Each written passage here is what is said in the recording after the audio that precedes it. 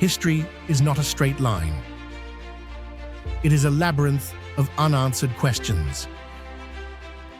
Monuments aligned with stars we no longer see. Texts describing technologies that shouldn't exist. Legends of gods who were more than myth. For centuries, we've accepted the official story. But what if the truth is far stranger, far more profound? Join us as we peel back the layers of time and confront the world's most baffling ancient enigmas. Beneath the calm waves of the Mediterranean Sea, just off the coast of Israel, lies a forgotten world, frozen in time, Atlit Yam underwater ruins. Hidden for nearly 9,000 years, this sunken Neolithic village is far more than a cluster of ancient stones. It is a silent witness to the dawn of agriculture, organized community life, and humanity's first steps towards civilization. Yet its greatest allure is not simply its age or its remarkable preservation, but the unanswered question that lingers like a shadow. What catastrophic force dragged an entire thriving settlement beneath the sea? Atlit Yam is both a window into our distant past and a haunting reminder of nature's unstoppable power. So what do you think truly dragged the entire village of Atlit Yam down to the seafloor? A devastating tsunami, the post-ice age rising seas, or some other mysterious catastrophe? Share your thoughts in the comments below. The first remarkable feature that makes Atlit Yam stand out is its extremely ancient age. Around 7,000 BCE, while many other communities in the world were still tied to a nomadic lifestyle of hunting and gathering, the inhabitants of Atlit Yam had already settled permanently along the coast, built stone houses, managed water resources, and even developed their own belief systems. The discovery of this settlement forced archaeologists to adjust their understanding of the level of complexity humans in the Neolithic period could achieve. When divers and archaeologists first set foot on the seabed, they were astonished to discover the remains of a clearly planned village, stone houses arranged side by side, traces of enclosing walls, hearth foundations still bearing marks of ash, and most strikingly, an almost intact well. The presence of this well shows that the inhabitants of Atlit Yam already knew how to extract and manage groundwater, a remarkable technical achievement for their time. This proves that the site was never a temporary stopover, but rather a well-organized community with long-term vision and a clear awareness of establishing a stable, settled life. One of the most striking and hotly debated discoveries at Atlit Yam is the ritual area with a circle of standing stones. Large blocks of stone were arranged in an arc around a spot that shows traces of water, leading researchers to believe this was once the center of ritual activities connected to water, a vital element for a coastal Neolithic community. Some theories suggest the circle was used for rain-calling ceremonies, harvest prayers, or purification rites meant to ward off disease. The layout of the stones is reminiscent of Stonehenge in England, yet Atlit Yam predates it by thousands of years, showing that early forms of religious belief in which water was regarded as a sacred symbol linking humans to nature had already emerged and played an essential role in the spiritual life of its inhabitants. One of the greatest and most hotly debated questions surrounding Atlit Yam is what exactly caused the entire settlement to sink beneath the sea. Today, its remains lie 8 to 12 meters below sea level, serving as a silent reminder of a tragedy that took place thousands of years ago. This raises a paradox. How could a thriving coastal community with stone houses, wells, and even a sophisticated ritual site completely disappear in such a short period of time? Scientists have proposed several theories with three main scenarios standing out. The first and most often mentioned is the tsunami catastrophe hypothesis. Geological studies reveal that the Mediterranean region has suffered from massive tsunamis triggered by underwater earthquakes or collapses of the continental shelf. If such a tsunami suddenly struck Atlit Yam, the entire village could have been swallowed in an instant. Unusual marine sediment layers found around the site are believed to support this scenario. If true, the inhabitants likely had no chance to escape, and everything they built and left behind would have been buried under the sea in just a moment. The second theory points to post-Ice Age sea level rise. About 10,000 years ago, melting ice at the poles caused global sea levels to rise, significantly submerging many coastal areas once inhabited by humans. With its location right on the Mediterranean shore, Atlit Yam may have been gradually encroached upon bit by bit until it was fully drowned. If this is true, the inhabitants might have had time to abandon the village, carrying with them memories and part of their belongings. Yet, a paradox remains.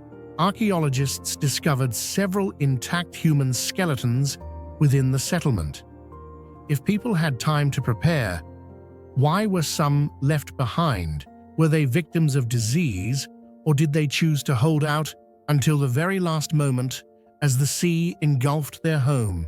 The third hypothesis suggests a combination of both factors. Centuries of gradually rising sea levels forced the community of Atlit Yam to adapt, learning to live with the encroaching sea. They may have upgraded their dwellings, changed resource-gathering methods, and tried to sustain their existence. But eventually, a sudden disaster, perhaps a violent tsunami, swept everything away, leaving behind the ruins we see today. This theory is compelling because it explains both the evidence of long-term habitation and the signs of abrupt destruction. These debates are not only a matter of science, but also open a broader perspective, the fragility of human communities before the forces of nature. If a tsunami truly was the culprit, Atlit Yam stands as proof of humanity's helplessness before immediate catastrophe.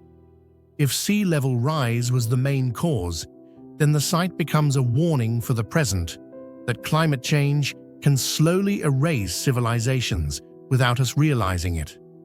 And if the combined hypothesis is correct, then Atlit Yam becomes a classic example of how nature, both patient and ruthless, can gradually drive a community to extinction.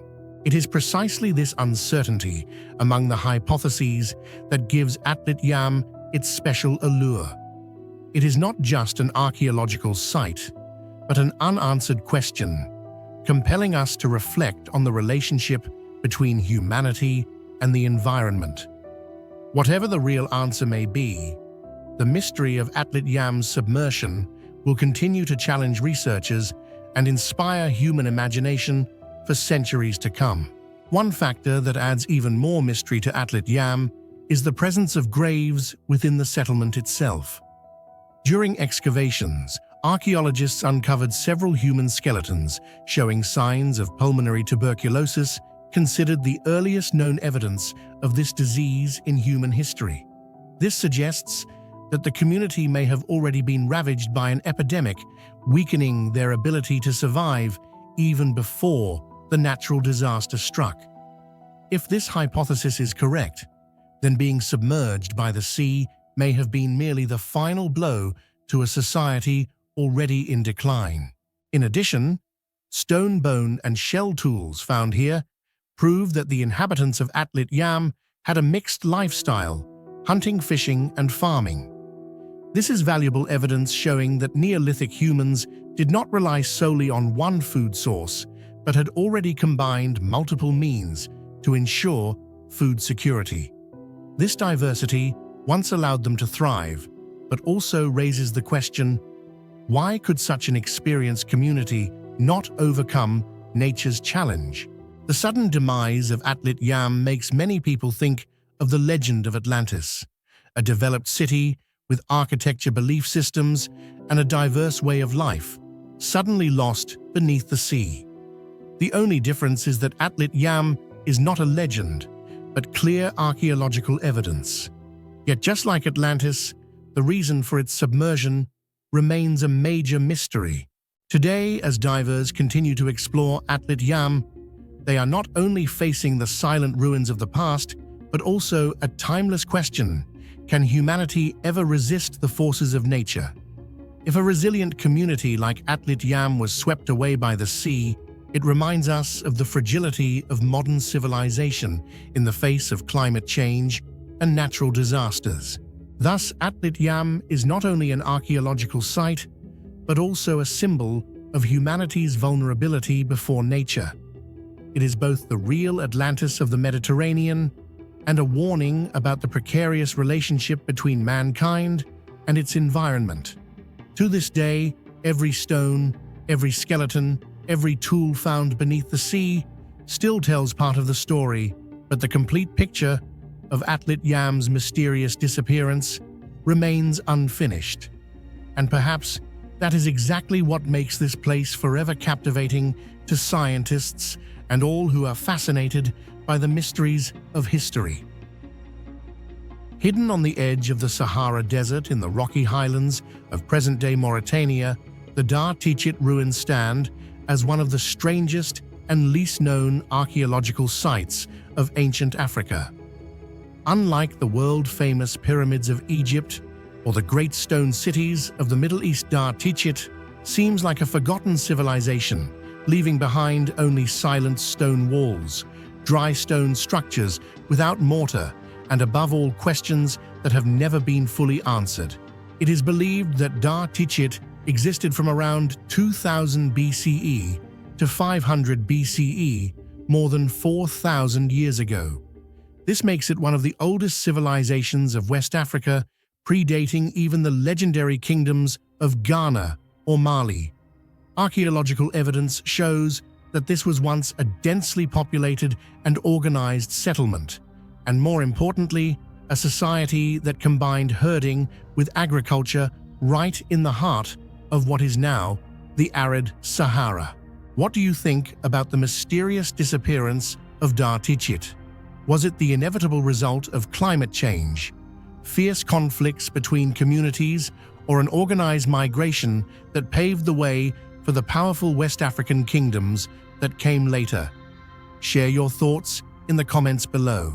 What makes Dar Tichit such a unique and astonishing site is its system of stone fortifications and dwellings stretching across the barren ridges. The ancient inhabitants here employed the technique of dry stone construction, stacking stone slabs on top of one another without any binding mortar to build remarkably durable structures. For millennia, these walls have remained standing, a testament to both ingenuity and extraordinary adaptability. Archaeologists have uncovered not only long, thick defensive walls, but also squared house foundations, grain storage facilities, and clearly separated zones for living storage and defense. Such an organized layout reveals that Dar Tichit was not a temporary shelter for nomadic groups, but rather a true settled society, structured resource managing, and capable of protecting its community from both nature and human threats. This serves as evidence that even at a very early stage, the Sahara nurtured well-organized civilizations with the ability to create a stone city in the midst of a harsh desert. What surprised archaeologists most about Dar Tichit is that its inhabitants did not rely solely on herding, but also developed agriculture right in the harsh conditions of the desert.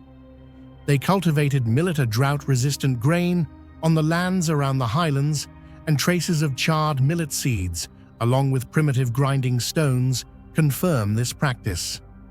This is regarded as the earliest evidence of organized agriculture in the Sahara, revealing that today's barren land was once fertile enough to sustain large communities. In addition, the discovery of cattle, goat, and sheep bones indicates that they practiced a mixed agro-pastoral economy, combining both farming and herding. This diversity of livelihoods gave Dar-Tichit society a stable foundation, paving the way for more complex communities in later periods. Some scholars have hypothesized that Dar-Tichit was the cultural ancestor of the ancient Ghana Empire, the powerful state that later dominated the gold and salt trade routes of West Africa. Evidence of social organization, architecture, and communal living patterns at Dar-Tichit show striking similarities to later kingdoms. Perhaps its inhabitants were the first to establish a native tradition of civilization distinct from northern influences such as Egypt or Carthage. The greatest mystery of Dar-Tichit, and the reason it has become one of Africa's most puzzling archaeological enigmas, is its sudden disappearance. Around 500 BCE, the entire area, once filled with stone walls, food storage facilities, and traces of a stable society, was abandoned. Structures that once testified to human ingenuity and organization were reduced to silent stones scattered across the desert like scars on the memory of history. Why could a community that had developed agriculture, herding, and long-term settlement no longer continue to exist? This question has fueled decades of debate, and to this day, no definitive answer has been found. One widely supported hypothesis is climate change. Geological data show that between the 3rd and 1st millennia BCE, the Sahara became increasingly arid. Lush grasslands turned into barren soil, while streams and lakes dried up. The Dar-Tichit people, who relied on millet cultivation and livestock herding, likely faced repeated crop failures, food shortages, and the gradual loss of their animals. When survival was no longer sustainable, abandoning their ancestral homeland in search of new lands became the only choice. However, some scholars argue that the cause was not only environmental, but also social conflict. As resources dwindled, disputes over farmland, water sources, and grazing lands became inevitable. The defensive walls built around settlements seemed to bear witness to human threats. Communities that once lived peacefully may have descended into cycles of conflict, or Dar-Tichit may have been attacked by outside groups seeking richer lands. Internal weakness combined with external pressures may have pushed this society to collapse. Another, more optimistic hypothesis suggests that the Dar-Tichit people did not vanish completely. Instead of dissolving, they may have chosen to migrate southward to regions with a milder climate and more fertile soils. According to this theory, the Dar-Tichit population gradually integrated with other communities, carrying with them their cultural traditions, technical knowledge, and social models. Some scholars even suggest they were among the foundations that contributed to the rise of the ancient Ghana Empire, a powerful kingdom that controlled the gold and salt trade routes and ushered in a golden age of West Africa. Whatever the true cause, the disappearance of Dar-Tichit remains a shadowy puzzle in human history. It reminds us that every civilization, no matter how ingenious or enduring, can be tested by the forces of nature or society. And in the case of Dar-Tichit, perhaps the answer still lies hidden among those silent stones, waiting for the day it will be revealed. Today, Dar-Tichit remains a desolate land, little visited by tourists. Its stone walls still stand faint traces of a once thriving society. Unlike the pyramids of Egypt, enduring icons of the Nile civilization, Dar-Tichit evokes silence, a mystery the desert itself seems determined to guard. It forces us to ask how many civilizations were born, flourished, and then disappeared without us ever knowing. Dar-Tichit is not just an archaeological site. It is proof of humanity's extraordinary adaptability in harsh environments, evidence that the Sahara was once green and fertile, and above all, a reminder that even the greatest civilizations can vanish quietly into silence. Perhaps the greatest mystery of Dar-Tichit is not how they built stone walls or grew millet in the desert, but the untold story of their disappearance. An open enigma left for future generations to ponder, research, and imagine. Hidden in the Ethiopian highlands at more than 2,500 meters above sea level lies a religious complex considered one of humanity's most unique wonders, the Lalibela rock-hewn churches. These are not ordinary ancient churches, but rather a vast underground city carved entirely from volcanic rock, with corridors, courtyards, tunnels, and channels interwoven into a sacred labyrinth etched deep into the earth. With 11 churches in total, the site was declared a UNESCO World Heritage Site in 1978 and remains a holy pilgrimage center for millions of Ethiopian Orthodox Christians to this very day. What makes Lalibela extraordinary is the remarkable fusion of faith, art, and engineering. These structures are believed to have been created in the late 12th century under King Lalibela, who sought to recreate Jerusalem in Ethiopia so that worshippers would not need to travel great distances to the Holy Land. Thus, many sites bear names reminiscent of Jerusalem, such as the River Jordan, the Chapel of Golgotha, or Bethlehem. From then on, Lalibela became known as the Second Jerusalem of Africa, a religious center of profound meaning not only for Ethiopia, but for the Christian world as a whole. Yet beyond its spiritual significance, what most puzzles archaeologists, historians, and architects is the mystery of its construction techniques. What about you? How do you think the Ethiopian craftsmen of the 12th century managed to carve an entire underground city like Lalibela from solid basalt rock? Share your thoughts and theories in the comments below. Unlike most constructions around the world where people built upward by stacking materials, Lalibela was created using the exact opposite method, going down and carving directly into solid rock.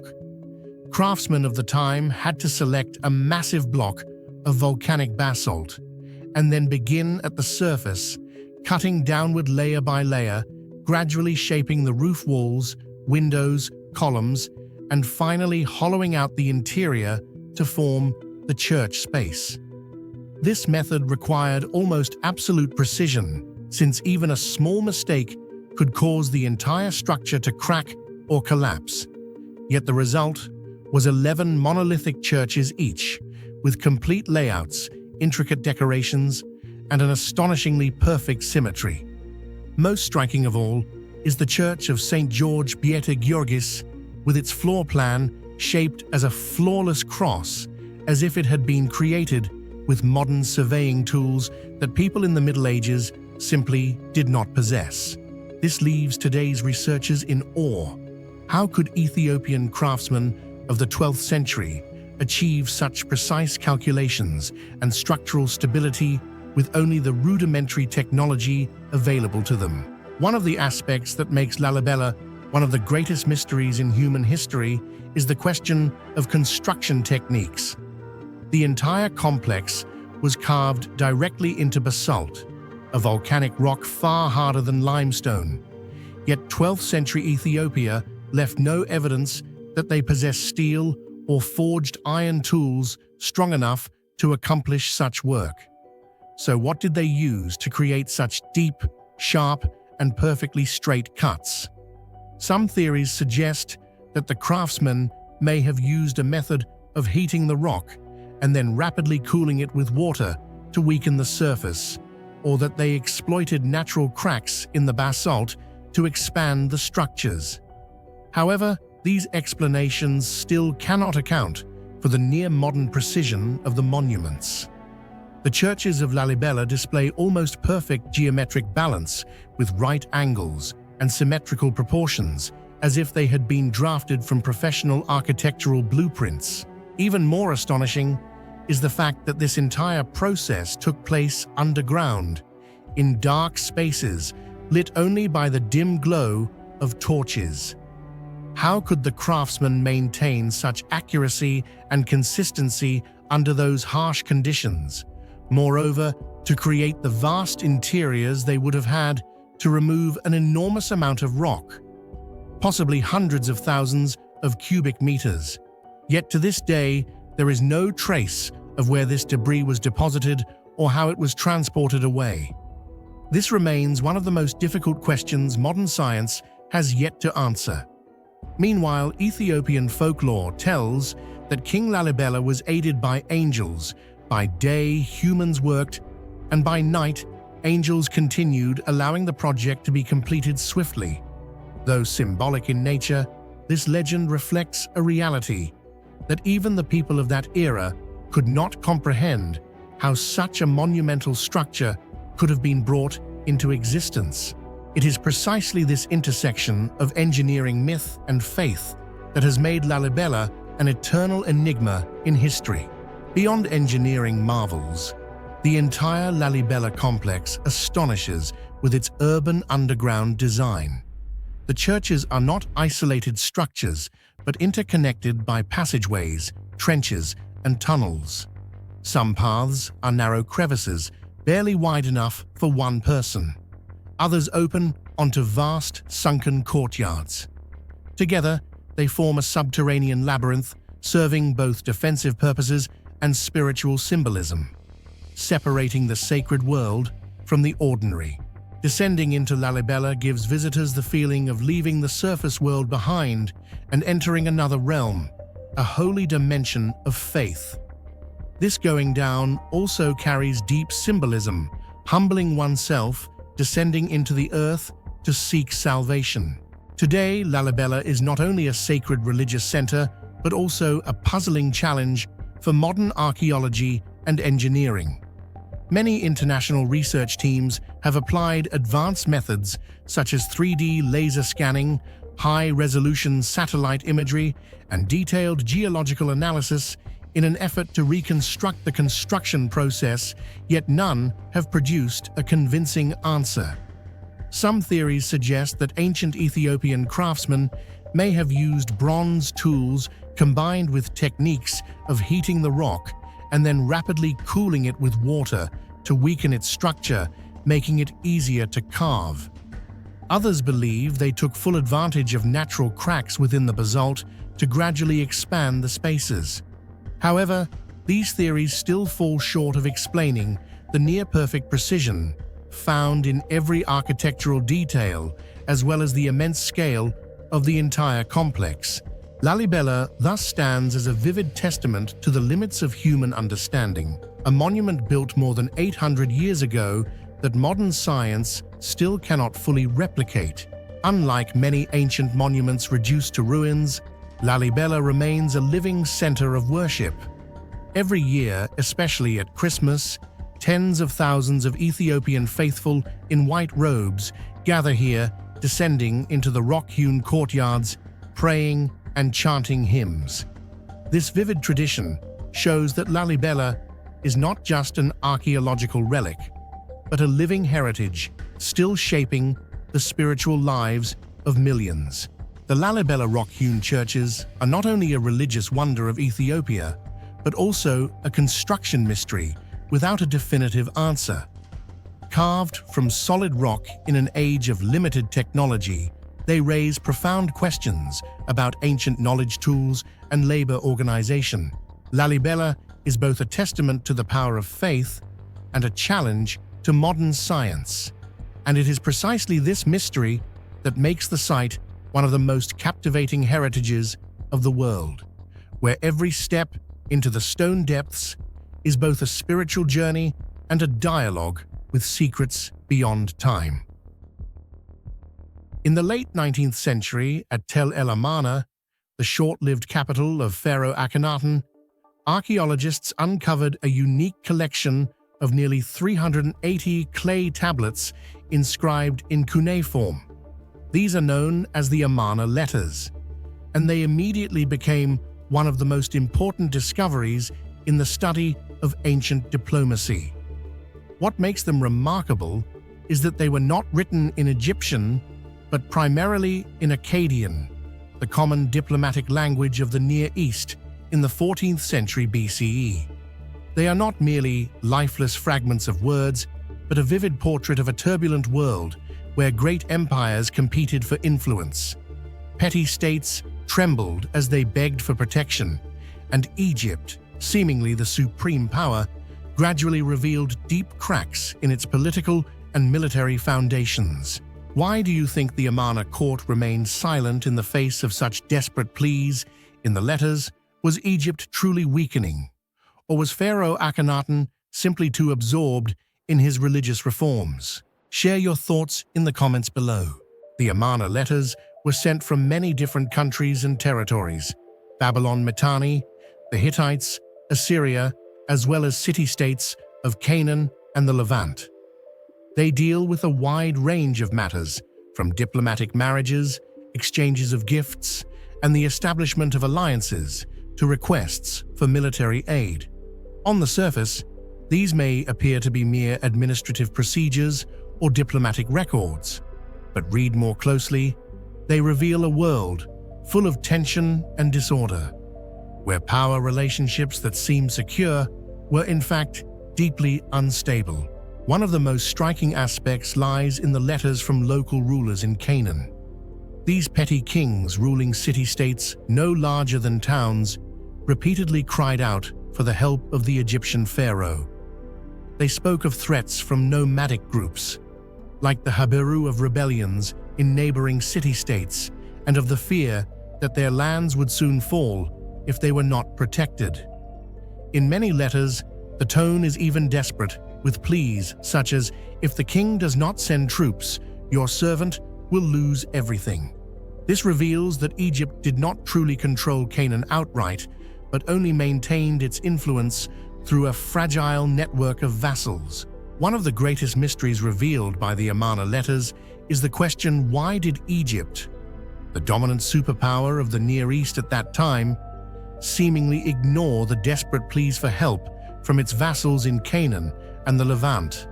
Many letters describe urgent situations with petty rulers repeatedly reporting the threat of losing cities and lands, yet they appeared to receive no response. Historians suggest the reason may lie in Pharaoh Akhenaten, who instead of focusing on governance and diplomacy, devoted almost all his energy to his radical religious reforms. He elevated the god Aten to a position of exclusivity, built Amarna as a new center of worship, and immersed himself in rituals and doctrine.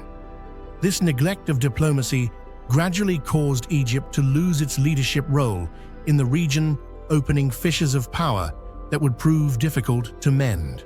This imbalance of power is reflected clearly in the letters. On one hand, the vassal kings constantly emphasized their subservience, calling the pharaoh "my son" or "my sole lord," sending gifts and declaring absolute loyalty. But on the other hand, their tone is filled with fear and anxiety. They not only begged for gold and troops, but also denounced each other, competing for the pharaoh's attention to secure their own positions. This shows a decaying diplomatic network, where loyalty was maintained mainly through military protection. And once that protection became uncertain, everything began to fracture. Into this power vacuum, new forces began to rise. The Hittites from Anatolia expanded their power southward. The Assyrians entered a phase of revival, and the Habiru nomads, once dismissed, became a real threat to the fragile city-states. The Amarna letters capture the moment when Egypt, once dominant, grew increasingly helpless in the face of regional upheavals. The silence of the Amarna court in response to these desperate pleas remains one of the greatest mysteries of history. Another puzzle concerns how these letters were preserved. When Amarna was abandoned after Akhenaten's death, why were the clay tablets left intact? Were they deliberately kept as an official archive or simply left behind when the court hurriedly fled? If they were truly vital diplomatic documents, they should have been transferred to the new capital or stored carefully. This raises the question, perhaps the Amarna regime genuinely undervalued diplomacy, prioritizing religion over politics and allowed its external administrative system to collapse. The imbalance of power is seen not only in Egypt's relations with its vassals, but also in its dealings with peer empires. In many letters from the kings of Babylon or Mitanni, we see demands of equality. They called the pharaoh brother, insisted on balanced exchanges of gifts, and even complained if Egypt sent fewer treasures than expected. This proves that Egypt, despite its strength, could not impose its authority completely over other great powers. In reality, Egypt had to play by the common diplomatic rules where gift exchange and political marriages were crucial. Once the pharaoh could no longer maintain this balance, the image of Egypt as an unrivaled empire began to crumble. What makes the Amarna letters so mysterious is that they are both historical evidence and an incomplete puzzle. They tell us of a diplomatic crisis, yet leave out Egypt's responses. They reveal the anxieties of the vassals, yet do not confirm whether their pleas were answered. And it is precisely this gap that has fueled countless theories. Was Egypt weakening internally, or was this merely a temporary phase in the cycle of rise and decline? Today, when reading the Amarna letters, one does not just see ancient cuneiform inscriptions, but also feels the tense atmosphere of the 14th century BCE, a time when imbalance of power foreshadowed major historical upheavals. They remind us that no empire, however mighty it appears, can endure if it neglects diplomacy and regional control. And from these forgotten letters, posterity gains a rare glimpse of truth. Egypt's power was never eternal, and it always carried within it the seeds of collapse if it failed to sustain balance in the regional game of power. Located in the central highlands of Nigeria, the terracotta statues of the Nok culture are among the most important and debated archaeological discoveries in sub-Saharan Africa. Estimated to date from around 1000 BCE to the 3rd century CE, these works are not only outstanding evidence of sculptural art, but also the only surviving gateway that allows us to glimpse a once vibrant civilization that disappeared under mysterious circumstances. The Nok figures, with their hollow, triangular eyes, expressive faces, and intricate hair and jewelry details, embody not only aesthetic value, but also cultural and religious messages that remain undeciphered today. Do you believe the Nok civilization disappeared because of climate change, resource depletion, or wars? Or could there be an entirely different reason we have yet to discover? Share your perspective in the comments below. What makes the Nok terracotta figures remarkable first and foremost is their artistry far ahead of their time. Looking at them, it is hard to believe that more than 2,000 years ago, a community in West Africa could have created sculptures so refined. Each statue, whether large or small, reveals the skillful hands and sharp artistic eye of the craftsman. The details not only portray human forms, but also reflect social classes, religion, and even symbols of authority. In particular, the hollow eyes and elaborate braided hairstyles created a style completely unique, unlike any other contemporary culture. The Nok were not only renowned for their exquisite sculpture, but also for their pioneering mastery of ironworking, a revolutionary advancement in West Africa at the time. Around 500 BCE, while many other regions of the world still relied on stone or bronze tools, the Nok had already learned to extract or burn charcoal and generate temperatures high enough to smelt iron, forging it into weapons, plowshares, and other essential tools. This demonstrates that they possessed a social system with clear divisions of labor, from craftsmen and farmers to governing elites.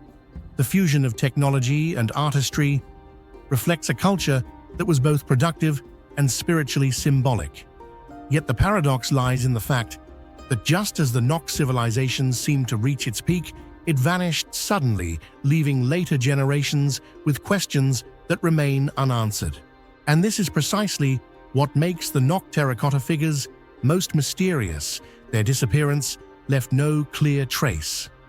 After around 300 CE, the Nok culture virtually vanished from archaeological records. No more new figures were created, no architectural remains survived, and there is no direct evidence of continuity into later cultures in the region. A society that once mastered ironworking and produced magnificent terracotta masterpieces suddenly ceased to exist, leaving posterity with questions that remain unanswered. One of the most frequently cited hypotheses for the disappearance of the Nok culture is climate change. Around the beginning of the Common Era, the Sahel region and central Nigeria underwent major climatic fluctuations with increasingly prolonged and severe cycles of drought. Fertile land gradually dried up, water sources diminished, and crop failures made life difficult for the inhabitants. In this context, the Nok people may have been forced to abandon their traditional villages, disperse into smaller groups, and migrate to regions with more favorable conditions. As they assimilated into neighboring communities, the cultural identity of the Nok could have gradually faded, with distinctive expressions, such as terracotta art, no longer preserved. However, the puzzling issue is that archaeologists have yet to find clear evidence of large-scale migrations or direct cultural blending in later sites, which makes this hypothesis plausible but still far from a definitive answer. Another hypothesis focuses on the issue of resource depletion caused by overexploitation. Iron smelting by the Nok required enormous amounts of charcoal, which likely led to large-scale deforestation. As vegetation was destroyed, the land lost its ability to retain moisture, erosion increased, and water sources gradually dried up. The local ecosystem would have been severely affected. These impacts could have reduced agricultural yields, caused food shortages, and triggered social crises. However, to this day, archaeologists have not found direct evidence of the extent of deforestation or environmental collapse during that period, leaving this hypothesis in the realm of speculation. Another explanation for the disappearance of the Nok people is linked to internal conflicts or invasions from outside. In a developing society, as the population increased and the demand for resources became urgent, disputes over power and interests could have escalated into warfare. Divisions among small communities may have fractured the social structure, causing cultural traditions to no longer be maintained. In addition, the arrival of neighboring groups with ambitions of territorial expansion could also have created pressure that led to collapse.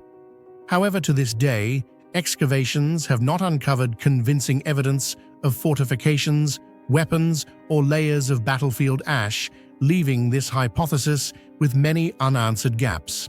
Perhaps the strangest aspect is the lack of written records and architectural remains. While many other ancient civilizations left temples, inscriptions, or documents, the Nok appear to have left only terracotta statues and traces of ironworking. This silence has led to them being called a shadow civilization, clearly present in history, yet fading into obscurity after only a few centuries. For this reason, many scholars argue that Nok's disappearance was not total extinction, but cultural transformation, where their values and knowledge were absorbed into other communities, hidden from direct recognition. The story of the Nok terracotta figures is further complicated by modern archaeological challenges. Since their discovery in the 20th century, most Nok statues have surfaced through looting and illicit trade, stripped of their original stratigraphic and contextual data. The lack of proper archaeological context has made it difficult for scholars to reconstruct Nok's way of life, society, and reasons for disappearance. Many artifacts now reside in European museums or private collections far removed from the land that birthed them. This further deepens the mystery surrounding the Nok culture's fate. Looking more broadly, Nok's mysterious disappearance recalls many other ancient civilizations worldwide, such as the ancient Maya, the Olmec culture, or even desert cities like Ubar in Arabia. All share a common pattern. Once reaching great heights of culture, art, and technology, they collapsed abruptly, leaving behind grand legacies and unanswered questions. Nok stands as a striking example of this harsh historical rule. Not every brilliant civilization survives the currents of time. Today, the Nok terracotta figures are not only objects of archaeological study, but also cultural symbols, reminders of the fragility of human societies in the face of natural and social upheavals. Each figure, with its hollow eyes gazing into emptiness, seems to ask us, what happened to us? Why did we vanish? And perhaps that silence itself is the most powerful answer, compelling posterity to continue searching, excavating, and reflecting. Hidden within the ancient city of Luxor lies a place that rivals the pyramids, and even the Great Sphinx in grandeur, yet remains far less understood. Step inside the Karnak temple complex, and you will find yourself in the hypostyle hall, a forest of colossal stone columns so overwhelming that it feels like crossing into another world. Built over 3,000 years ago, this monumental hall was more than a temple. It was a stage for gods and kings, a cosmic symbol carved in stone. And while its towering pillars still inspire awe today, the secrets of how it was built and why it was designed this way continue to baffle historians, leaving the hypostyle hall as one of Egypt's greatest unsolved mysteries. Do you believe the ancient Egyptians built the hypostyle hall with nothing more than manpower and simple tools, or could they have possessed construction knowledge that has been lost to history? Share your thoughts in the comments below. I'd love to hear your perspective. One of the elements that makes the hypostyle hall so striking is its enormous scale. The entire hall covers an area of about 5,000 square meters, with a total of 134 massive stone columns standing close together, forming a unique stone forest in the history of architecture. Among them, 12 central columns soar to a height of 21 meters, with a diameter of nearly 3 meters, making them comparable to modern multi-story buildings. The surrounding columns, though shorter, still tower over human height, enhancing the sense of awe upon entering. As sunlight filters through the high openings and reflects across the carved walls, the whole space transforms into a surreal world where people feel small before the grandeur of the gods. This combination of colossal dimensions, dramatic light, and intricate carvings created both a visual and spiritual impact, turning the hypostyle hall into an eternal symbol of power and religious devotion in ancient Egypt. What troubles archaeologists, engineers, and historians most is the mystery of construction. How could the ancient Egyptians, with the primitive tools of the Bronze Age, transport, erect, and set in place stone columns weighing tens or even hundreds of tons with such astonishing precision? One of the greatest mysteries surrounding the hypostyle hall is how the ancient Egyptians managed to erect stone columns over 20 meters tall. The most common theory suggests they built enormous earthen ramps, creating a sliding path to haul the multi-ton blocks into position. However, this explanation faces serious challenges. To raise columns of such height, the ramps would have needed to stretch hundreds of meters long, and the sheer volume of soil required might even have exceeded that of the temple itself. Where did those resources come from, and how could they have cleared them away once construction was complete? Some scholars propose that the Egyptians may have known primitive pulley systems or even used water-based lifting techniques to assist in raising the columns. Yet to this day, no direct archaeological evidence confirms these ideas. This lack of clear answers has left the methods of erecting the hypostyle hall's columns one of the most puzzling questions in the history of ancient engineering. What astonishes researchers just as much is the extraordinary stability of the stone columns at the hypostyle hall. For more than 3 millennia, despite the passage of time wars and even earthquakes, most of the columns have remained standing tall, almost completely unmoved. This demonstrates that the ancient Egyptians had mastered the distribution of weight, the depth of foundations, and the techniques of joining stone blocks to achieve perfect balance.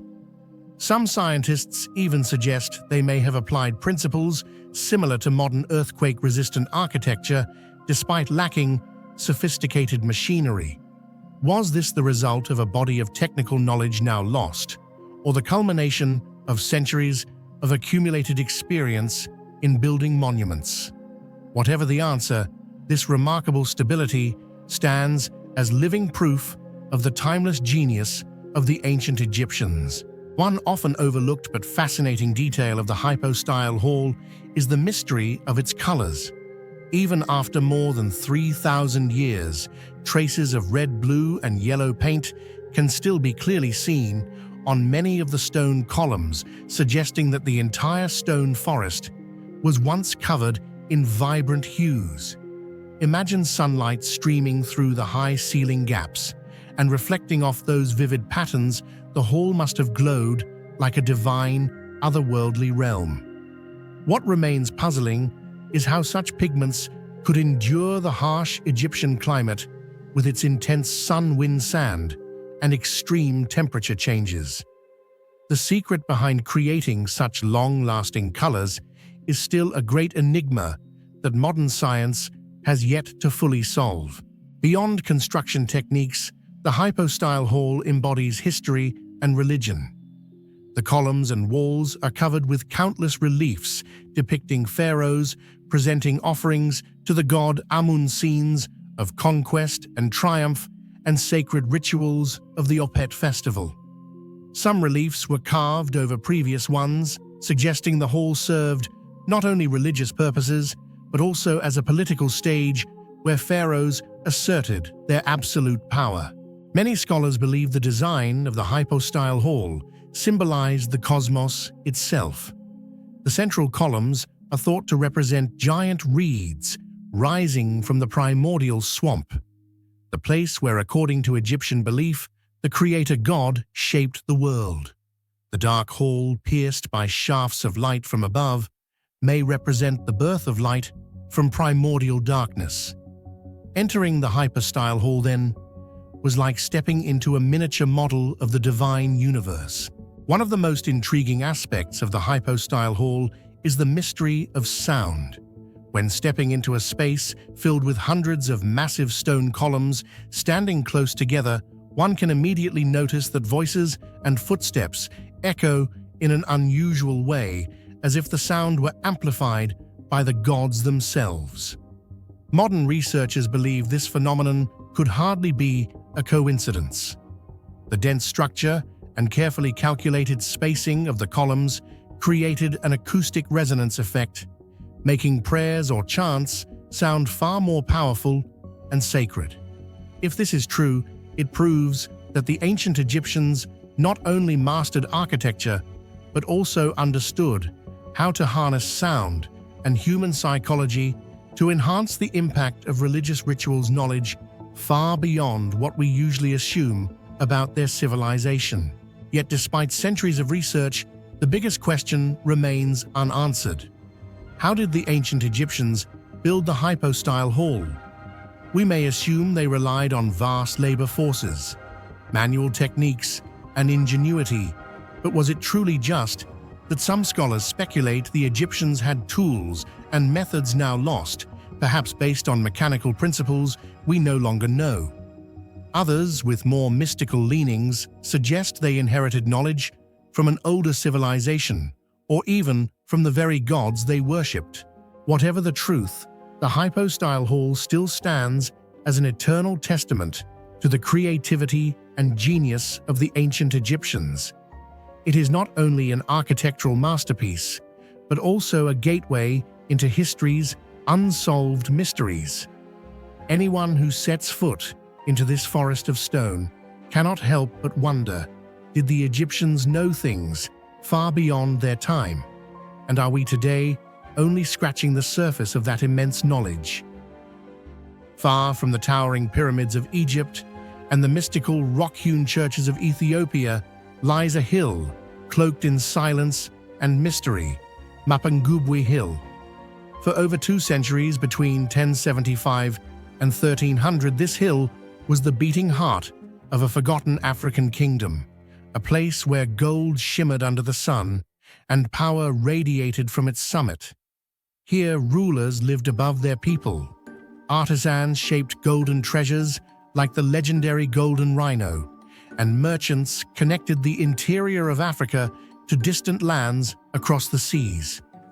Yet despite its wealth and influence, Mapungubwe vanished almost overnight, leaving behind ruins, artifacts, and an enduring question: what force could bring down such a thriving kingdom? What do you think truly caused the sudden collapse of Mapungubwe? Was it drought, shifting trade routes, internal conflict, or something entirely different? Share your thoughts in the comments below. I'd love to know your perspective. Mapungubwe Hill is situated at the junction of present-day South Africa, Botswana, and Zimbabwe near the Limpopo River, a strategic location that once supported ancient agriculture, herding, and trade. Though not tall or imposing, the hill holds immense historical significance as it provides the earliest evidence in southern Africa of a society with clearly defined social stratification. The summit was reserved for the royal family and the elite, serving as the center of power and ritual, while common people lived at the base of the hill, tied to farming and daily subsistence. This spatial division not only reflected social inequality, but also marked a turning point in political organization, showing that authority was beginning to concentrate in the hands of a small elite group, paving the way for the rise of more complex kingdoms in southern Africa. What makes Mapungubwe especially famous are its gold artifacts, the most iconic being the golden rhino, a small figurine of a rhinoceros made of gold, yet holding tremendous symbolic weight. In addition, numerous gold ornaments, jewelry, and scepters were uncovered, reflecting the wealth and concentrated power of the rulers. Significantly, gold was not only of material value, but also a symbol of religion, authority, and sacredness. However, the precise purpose of these items in rituals or what they symbolized in the spiritual life of the Mapungubwe people remains an unanswered question. Beyond its wealth in gold, Mapungubwe astonished scholars with the vast trade network it was part of. Excavations revealed Chinese porcelain, Indian glass beads, and Middle Eastern copper. This proves that Mapungubwe was not an isolated society, but an important link in intercontinental trade, connecting Africa with Asia and the Middle East via the Indian Ocean coast. The pressing question is, how did an inland kingdom, without direct access to the sea, manage to maintain such far-reaching trade connections? Did they control hidden trade routes or benefit from political military alliances with coastal states? These questions remain debated. The greatest enigma, and what continues to fascinate most, is the sudden disappearance of the kingdom of Mapungubwe. Around the year 1300, after nearly 2 centuries of prosperity, the kingdom abruptly collapsed. Settlements were abandoned, and the hill that once symbolized power became a ruin. No historical record directly explains the reasons, and the theories proposed remain inconclusive. One of the most widely accepted theories regarding the decline of Mapungubwe is climate change. Paleoclimatic studies indicate that by the late 13th century, southern Africa had entered a prolonged period of severe drought. For a society heavily dependent on farming and livestock, the scarcity of water meant failing harvests, depleted soils, and dying herds. The rapid decline in food supplies drove ordinary people into hardship, shaking the very economic foundation that had kept the kingdom stable. When food and water were no longer sufficient to sustain a large population, social tensions could easily erupt, forcing this once mighty kingdom to face an inevitable collapse. Many scholars argue that drought was only part of the explanation, and that an equally important factor was trade competition. At its peak, Mapungubwe controlled routes linking the African interior with international commerce along the Indian Ocean coast, generating great wealth from gold, ivory, and other resources. However, by the 13th century, these trade routes gradually shifted northward, concentrating on the emerging center of Great Zimbabwe, a location much closer to the sea and better positioned for exchanges with Arab and Asian merchants. Once Mapungubwe lost its grip on this network, the kingdom quickly weakened.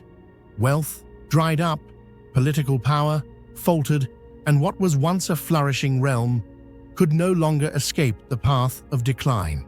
Alongside climate change and trade, another hypothesis emphasizes internal conflict within Mapungubwe society. Its social structure was sharply stratified. The royal family and elite lived in isolation atop the hill, enjoying privileges and holding treasures of gold, while commoners crowded at the base, burdened with labor and production. This stark divide in wealth and power may have sown seeds of resentment. When prolonged drought and economic crisis reduced food supplies, the pressure intensified, making social unrest more likely. Once such tensions erupted, they could have shattered community cohesion, undermined political stability, and ultimately driven the kingdom toward collapse from within. What is truly strange is that whether caused by nature or society, the disappearance of Mapungubwe left an immense gap in history.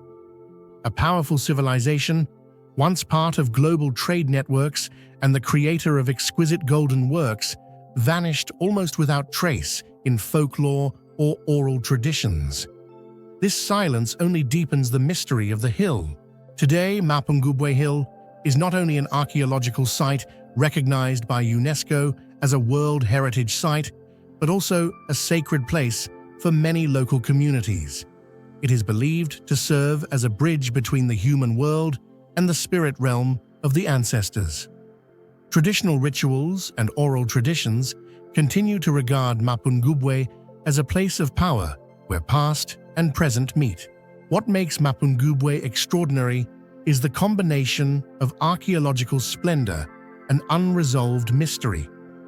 It demonstrates that Southern Africa was once home to a complex, prosperous, and distinctive civilization, while also reminding us that all power, however radiant, can fade away. The mystery of Mapungubwe's decline serves as proof of the fragility of civilizations in the face of nature's force, shifting economies and social tensions.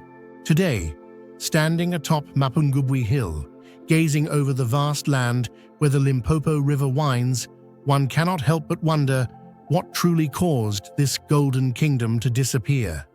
Was it merely drought, economic displacement, or perhaps another hidden secret yet to be uncovered? The answer remains buried beneath the stones of the hill, challenging every effort of human research.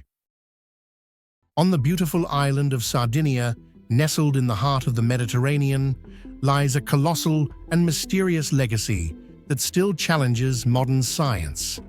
The structures known as the Giants' Tombs, Tombe dei Giganti. With more than 800 monuments discovered across the island, they stand as one of the most spectacular testaments to the building skills of the Nuragic culture, while also remaining an unresolved historical enigma. We know they appeared sometime between 1800 and 1000 BCE, But to this day, the greatest question has yet to be answered. What was their true purpose? Do you think the giants' tombs in Sardinia were simply communal graves, or could they have hidden functions such as observatories, ritual centers, or spiritual gateways? Share your thoughts in the comments below. On the surface level, archaeologists affirm that these were collective tombs where dozens or even hundreds of individuals from the Nuragic community were buried. The long burial corridors covered by massive stones and earth indicate they were not designed for a single powerful person, but as a house of the dead for the entire community. Yet when examined more closely, many details resist simple explanation under the framework of communal cemeteries. For instance, in many tombs, researchers have identified alignments matching astronomical phenomena, such as the sunrise at the equinox shining directly onto the central stele. This suggests the monuments were not just places of burial, but also played a role in rituals tied to the cycles of time, agriculture, and the worldview of the ancients.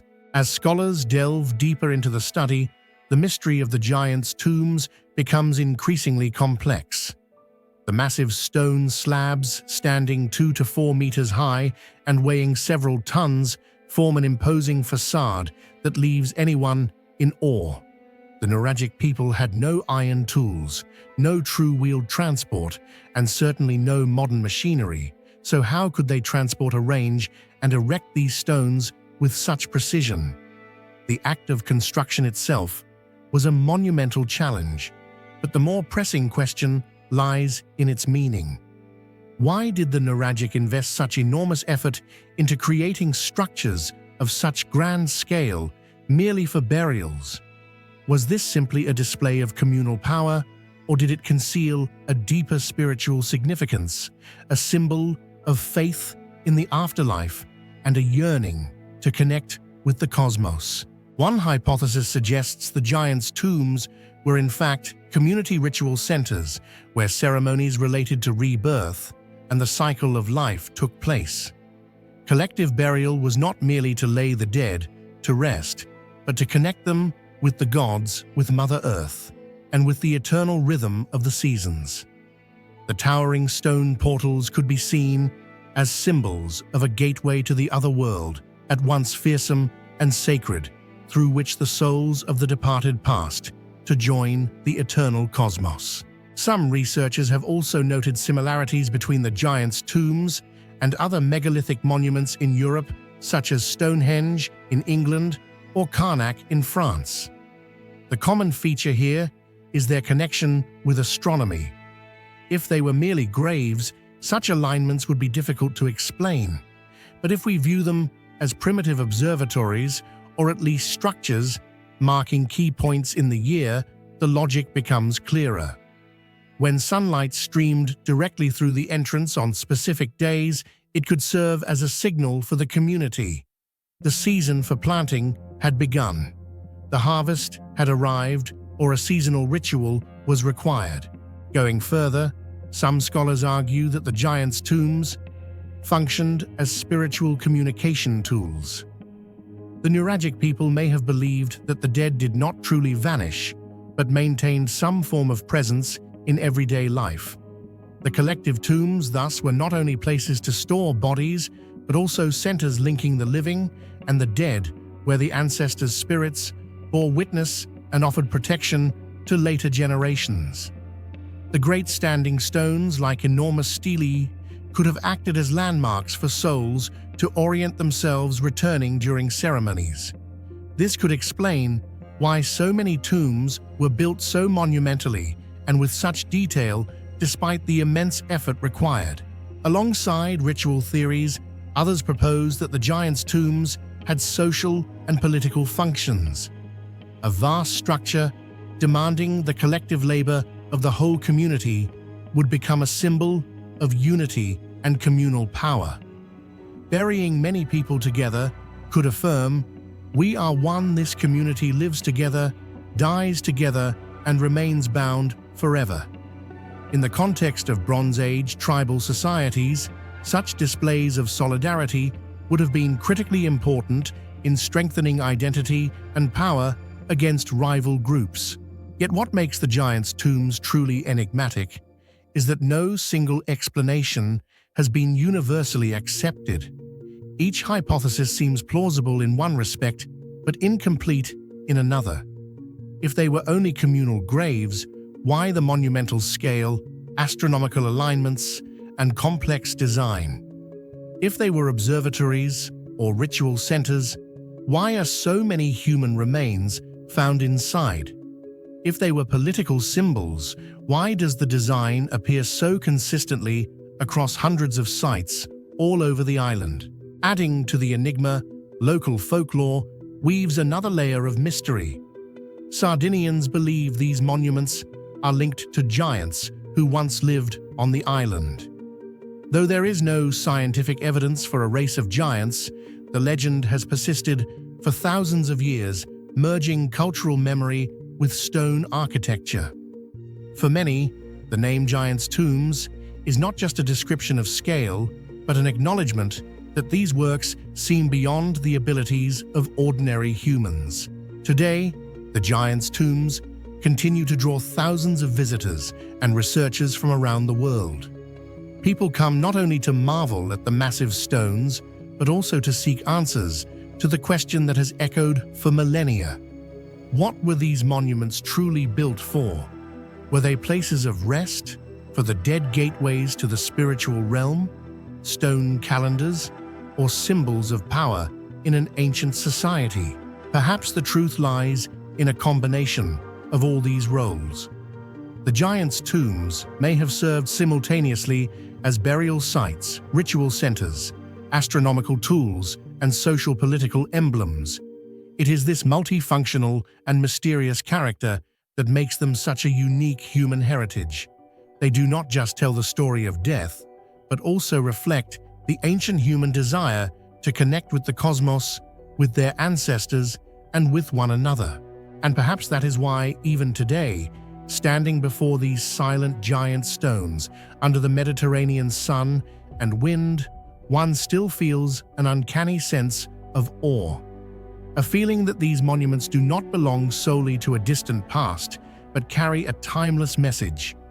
Human beings in every age have sought to transcend the limits of death and to find meaning within the vast universe. Hidden beneath the rugged soils of northern Ethiopia lies a forgotten city that once pulsed with life power and mystery. The Beta Samati ruins are not just scattered stones of the past. They are the silent remains of a metropolis that connected Africa to the wider ancient world. Here, where the Aksumite Empire once thrived, archaeologists have uncovered secrets that blur the line between history and legend.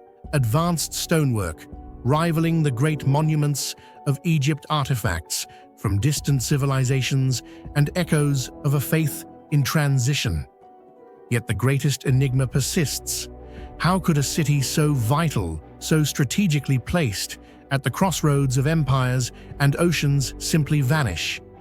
Beta Samati is more than a discovery. It is a time capsule challenging everything we thought we knew about ancient Africa. What do you think caused the sudden disappearance of Beta Samati? Was it climate change, shifting trade routes, war, or something even more mysterious? Share your thoughts in the comments below.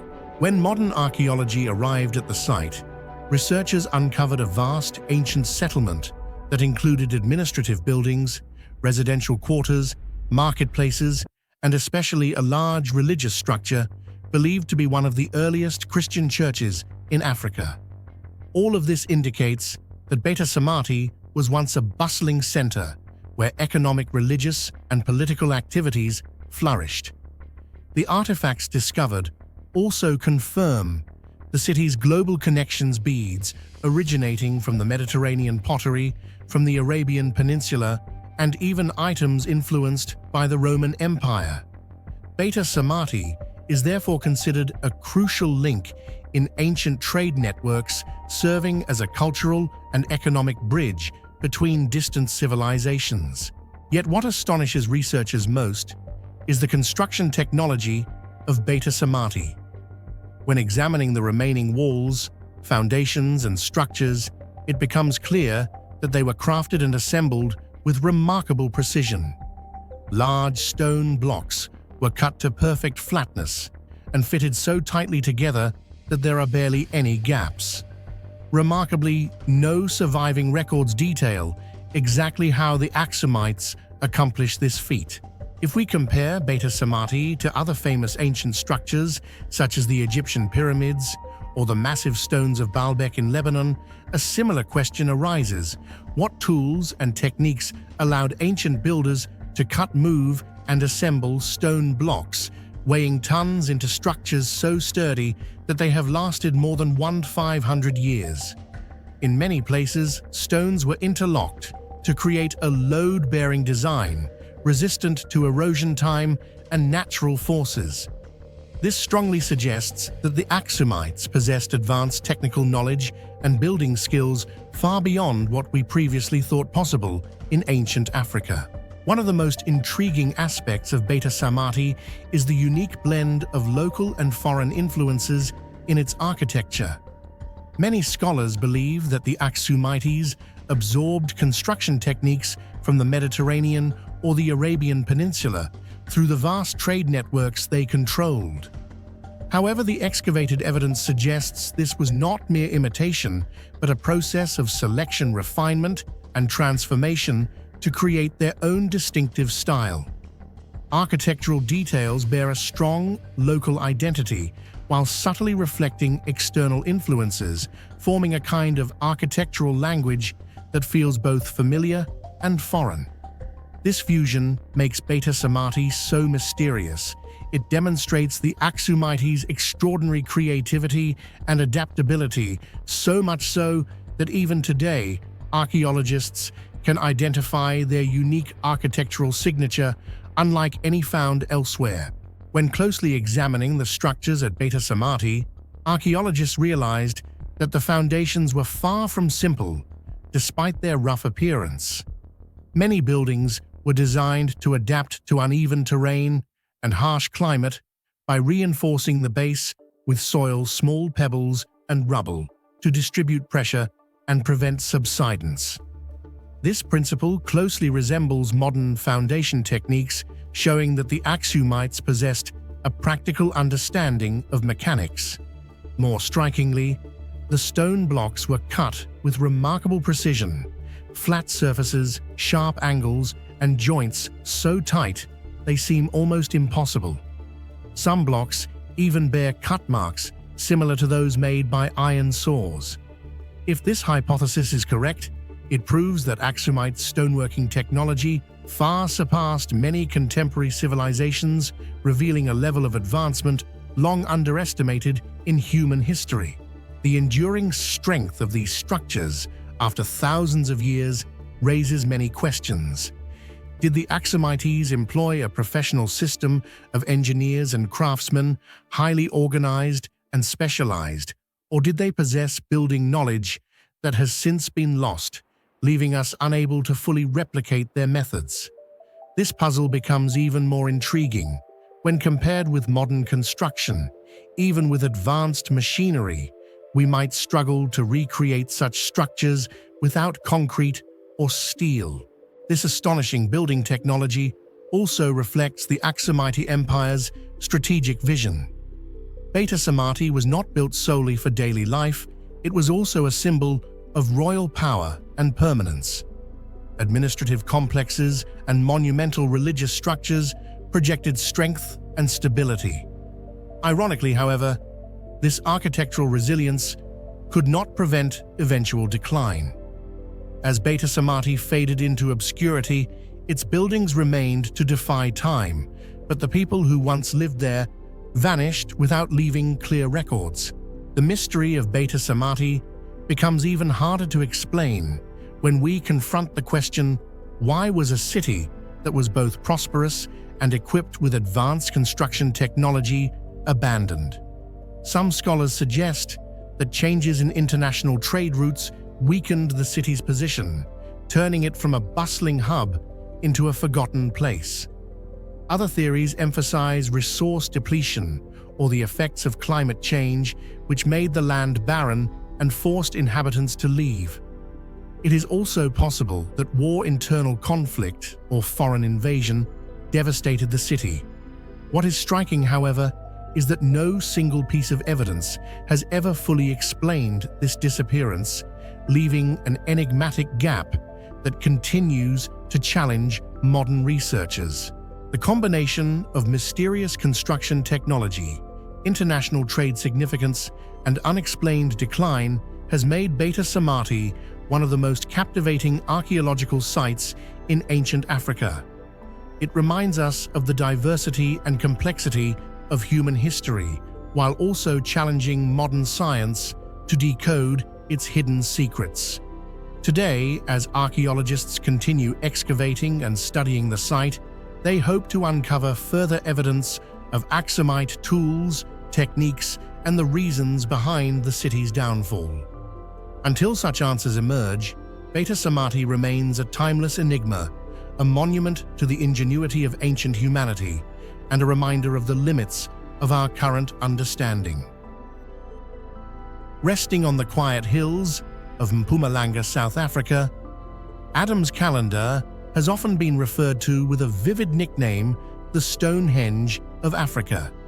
Yet while Stonehenge in England has been studied and dated to about 5,000 years ago, Adam's Calendar contains a far more shocking mystery. Some independent researchers and alternative theorists claim that this site could be as old as 75,000 years, dating back to a time when modern humans Homo sapiens were only just establishing their existence. This enormous discrepancy has turned Adam's Calendar into one of the most controversial monuments in the world, not only in terms of archaeology, but also in the history of human civilization. If Adam's Calendar truly dates back 75,000 years, how would that change the way we view human history? Do you believe there might have been a lost civilization that existed far earlier than what mainstream science acknowledges? Share your thoughts in the comments below. The structure of Adam's Calendar may appear simple at first glance, just a circle of large upright stones, yet this very arrangement has sparked endless debate among researchers. Several stones in the circle are aligned with the positions of the sunrise and sunset during the solstices, a detail suggesting that its builders possessed advanced astronomical knowledge. If this was indeed an ancient solar calendar, it could have helped the inhabitants of that era track seasonal cycles, determine the right time for planting, and serve as a sacred site for rituals tied to cosmic rhythms. Beneath its modest exterior, Adam's Calendar stands as a testament to knowledge, reflecting both keen observation and the human desire to connect with nature and the universe. However, what makes Adam's Calendar the center of global debate is not its shape or arrangement, but rather the central question, when was it built? This is the greatest mystery surrounding the monument, and the very point where the line between mainstream science and alternative theories begins to blur. Conventional archaeologists tend to remain cautious.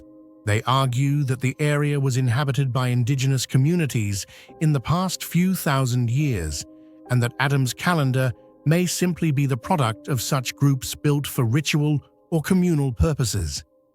From this perspective, the monument's age likely does not exceed a few thousand years, still within the known timeline of African history. This is the explanation most scholars in mainstream archaeology adopt, since it fits the established progression of human development. Yet independent studies and some fringe scholars have put forward a figure that stunned the world, 75,000 years old.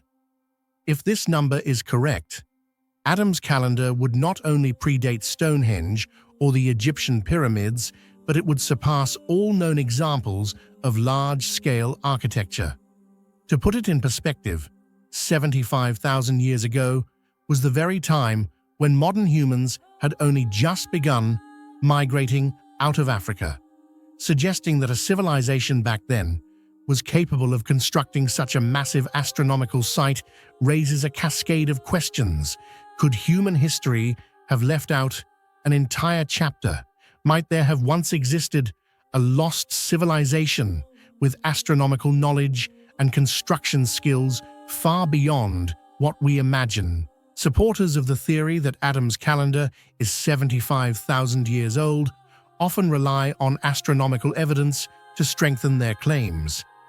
They point out that many of the stones in the circle are not arranged randomly, but are precisely aligned with the path of the sun, and even correspond to certain constellations in the sky. With such accuracy, they argue that the monument could hardly be the result of natural coincidence or the work of a primitive community lacking knowledge. Instead, it may represent the traces of an ancient system of astronomical understanding preserved over generations and left behind as the legacy of a civilization that has nearly vanished from history. The key issue that makes Adam's calendar so controversial lies in the question of verifiable evidence. In modern archaeology, determining the age of a site requires scientific methods such as radiocarbon dating, geological surveys, or analysis of accompanying artifacts. Yet with Adam's calendar, these elements are almost entirely absent. The massive stones contain no organic matter for dating, and the surrounding archaeological context lacks material traces that could establish a clear time frame. As a result, the monument falls into a difficult gray zone.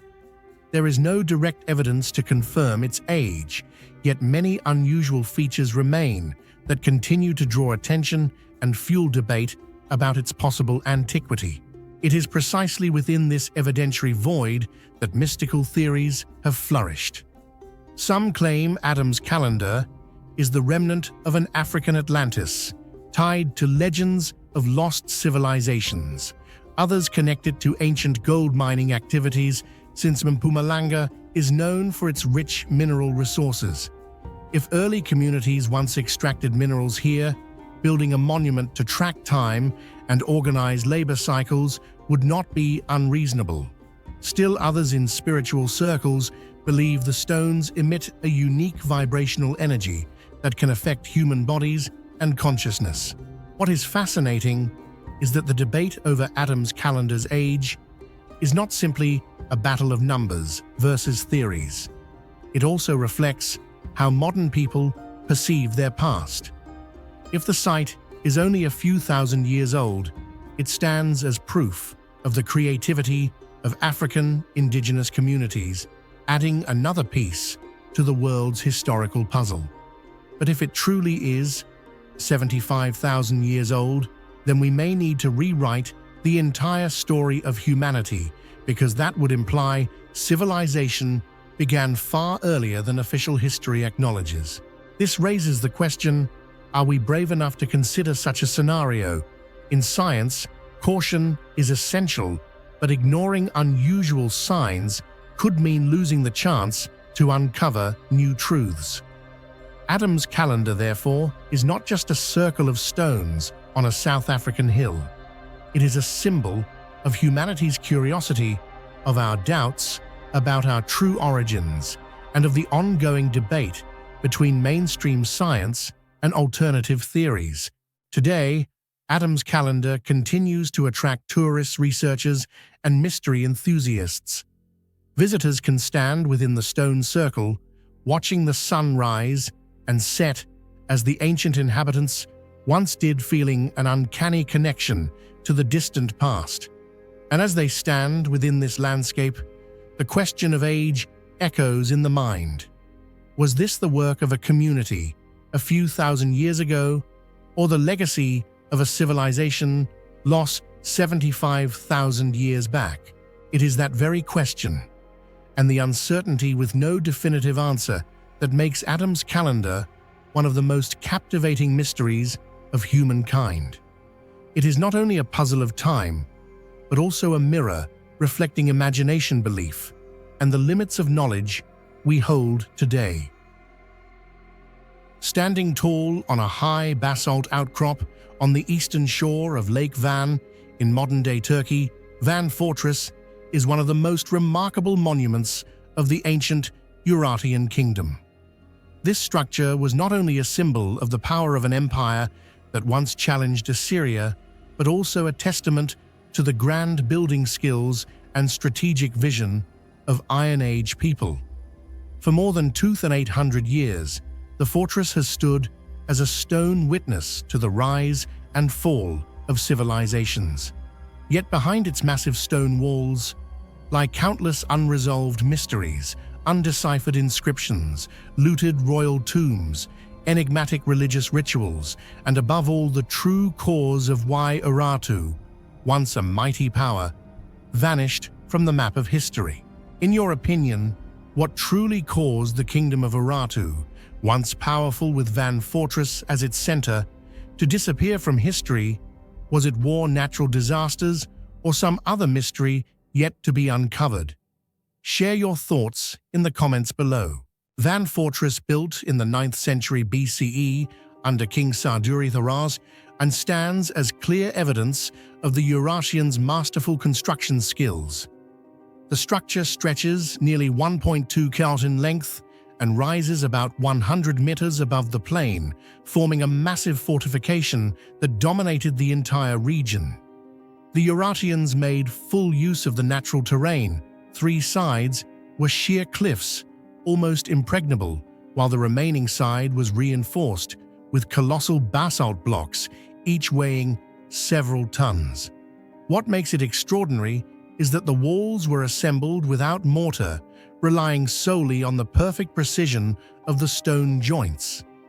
Thanks to this sophisticated technique, the fortress has endured for nearly 3 millennia, withstanding time, harsh climate, and the devastation of wars, becoming an enduring symbol of the Urartian civilization. On the rock faces, numerous inscriptions in the Urartian language, still not fully deciphered, are found alongside texts in Assyrian. These writings record victories, list kings' names, military campaigns, and construction projects. Particularly notable are references to offerings made to Haldi, the supreme god of war and protection in Urartian belief. Archaeologists have identified that a temple of Haldi once stood atop the fortress, serving as the center of religious life and sacrificial rituals. Yet the precise methods of worship and the mysteries behind these ceremonies remain unknown, with only foundations and scattered stones left. One of the most intriguing mysteries of Van Fortress lies in the royal tombs carved deep into the solid basalt cliffs. These structures were not merely burial chambers, but a complex system of long corridors and multi-chambered rooms, reflecting the power and religious beliefs of Urartu. It is believed that they once held the remains of kings and queens, along with treasures symbolizing wealth and authority. Yet most of the tombs were looted in antiquity, leaving behind only cold, empty spaces. This emptiness only deepens the curiosity of archaeologists. Did these tombs once contain hoards of gold and silver ritual weapons, or even crucial inscriptions preserving Urartian knowledge? More importantly, how were royal funerary rites conducted to send rulers into the afterlife? These questions remain unanswered, turning each tomb into a sealed doorway, leading to a forgotten fragment of history. What makes Van Fortress most remarkable, and what was central to Urartu's rise and disappearance, was its strategic location. Lake Van was not only a vital freshwater source, but also the hub of trade routes, linking Mesopotamia to the Armenian highlands and Asia Minor. Controlling Van Fortress meant controlling this critical artery of commerce. This was precisely why Urartu was able to rise as a military power, strong enough to confront mighty Assyria to the south. The strategic position that once gave Van Fortress its strength eventually became a double-edged sword that led to Urartu's decline. Located at the crossroads of trade between Mesopotamia, the Armenian highlands, and Asia Minor, The fortress was constantly targeted by powerful empires. For centuries, Urartu had to endure fierce assaults from Assyria, followed by the Medes and the Persians. Inscriptions at the fortress recount brutal sieges, battles, sometimes won, but often ending in devastating defeats. This relentless pressure drained the kingdom's resources, turning its early strategic advantage into a crushing burden that gradually pushed Urartu to the brink of collapse. The disappearance of the Urartian kingdom in the 6th century BCE remains one of the greatest mysteries of the ancient Near East. Van Fortress, along with many other important cities, was suddenly abandoned or fell into enemy hands, leaving behind a puzzling historical void. To this day, scholars have not reached a consensus on the true cause. Some argue that Urartu was crushed by successive invasions from the Medes and Babylonians as its military strength gradually declined. Other studies point to climate change, prolonged droughts, and earthquakes that destroyed the sophisticated irrigation systems, the very foundation of Urartu's agricultural economy. At the same time, the possibility of internal unrest cannot be dismissed. Regional lords may have risen in rebellion against the central authority, causing the empire to collapse from within. The silence of Urartian records only adds weight to this enigma, turning their downfall into a question that still lacks a clear answer.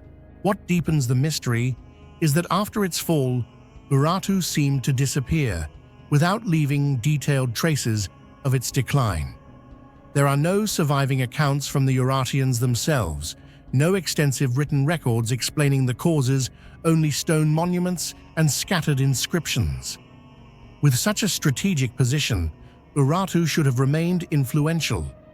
Yet instead, it vanished, and the Medes, Persians, and later Armenians took control of the region. At Van Fortress, this paradox is most striking.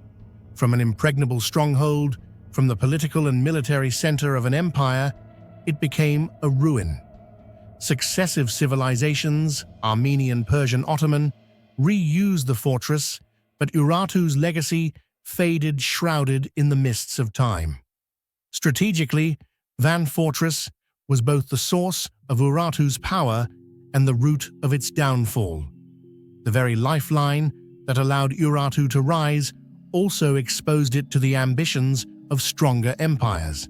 Today, when standing before Van Fortress, visitors and scholars alike ask what truly caused such a powerful kingdom to collapse. Was it war, natural disaster, or a combination of factors, or was it the inevitable fate of civilizations located at strategic crossroads where opportunity and danger always walk hand in hand? It is this mystery that makes Van Fortress more than an archaeological site. It is a symbol of the fragility of power. No matter how strong the walls of stone against the forces of history, time, and nature, every empire eventually crumbles into ruins. And Van Fortress, with its solemn presence by Lake Van, continues to stir unanswered questions about the rise and fall of a civilization. Long before the rise of Kilwa, Mombasa, or Zanzibar, before the bustling Swahili cities carved their names into the history of the Indian Ocean, there was Sofala. Whispered in the travelogues of Arab merchants and half hidden in the fading manuscripts of explorers, this port on the coast of present-day Mozambique stood as one of East Africa's oldest gateways. It was not just a harbor. It was a lifeline where the gold of Great Zimbabwe met the spices of Arabia and the silks of Asia, a place where cultures collided and empires competed. Yet Sofala is remembered today not for its glory, but for its mystery. How could a city so vital to the lifeblood of international trade vanish so completely, leaving behind little more than fragments of ruins and unanswered questions? What do you think really caused Sofala to vanish so mysteriously from history? Was it nature, disease, politics, or something else entirely? Share your thoughts in the comments below. At the height of its prosperity, Sofala was truly a vital link in the international trade network, a place where all routes converged. Gold from the interior of Zimbabwe, especially from the region of Great Zimbabwe, was mined and transported along rivers and merchant trails, ultimately flowing into Sofala before crossing the seas to distant civilizations. This role earned it the title of the Golden Gateway of Africa. Arab merchants flocked to Sofala to purchase gold and ivory, while bringing in luxury goods such as fine textiles, glazed ceramics, and precious jewelry. On the harbor dhows with their white sails, filled with wind, came and went in great numbers, carrying not only cargo, but also new religions, languages, and ideas. Thus, Sofala was more than just an economic hub. It was also a cultural crossroads, a trading nexus that connected Africa with the Islamic world, India, and even Song dynasty China. Sofala's importance made it an attractive destination for outside empires. The Swahili controlled it for centuries, building a trading community that blended African and Arab culture. By the 16th century, the Portuguese, on their mission to dominate the Indian Ocean, arrived in Sofala. They built forts, established trading posts, and turned Sofala into a strategic point to control the gold trade of southern Africa. Portuguese accounts describe Sofala as a bustling commercial city where gold and exotic goods poured in endlessly. Yet strangely, only a few centuries later, Sofala had almost vanished from the global trade map. From being one of the most important harbors, it was quickly replaced by Kilwa, Zanzibar, and rising ports further north. This sudden decline left a great mystery that researchers still cannot clearly answer today. The sudden disappearance of Sofala is one of the greatest mysteries in the history of Indian Ocean trade, and many theories have been proposed to explain it. First, researchers point to natural factors, the kind of force that could destroy any trading hub. The Sofala coastline was notorious for heavy silting. Over time, the river mouths and channels leading into the port became shallow, making it difficult for large ships to dock. In a world of commerce, increasingly dependent on long voyages and large vessels carrying heavy cargo, this was a fatal disadvantage. If international merchants could not conveniently access Sofala, they had no choice but to turn to other ports such as Kilwa or Zanzibar, where sea access was easier. Even today, the Mozambique coast continues to shift under the influence of tides, currents, and silt, suggesting this may well have been a reasonable explanation. In addition, disease has also been mentioned. Fragmented Portuguese records describe how this region was repeatedly devastated by malaria and other tropical illnesses. In the context of ancient trade, where people and goods depended directly on the health of coastal communities, disease not only reduced the population, but also undermined the trust of foreign merchants.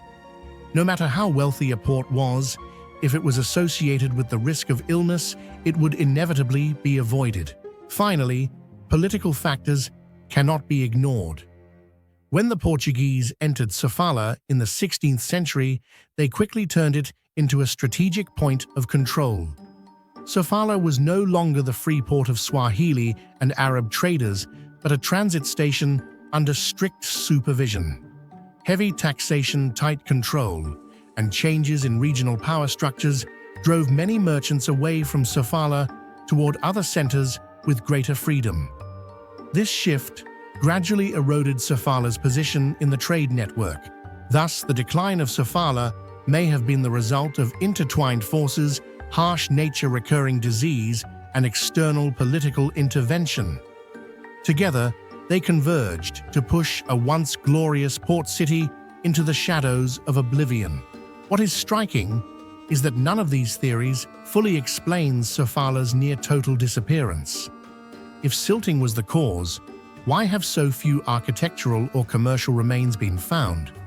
If disease Why did neighboring centers in the same region survive? If political control, why could Sofala not adapt, while many other ports endured Portuguese influence? Today, archaeological evidence from Sofala is still limited. Excavations have uncovered brick foundations, fragments of walls, and some small artifacts, but nothing sufficient to reflect the prosperity once described in historical records.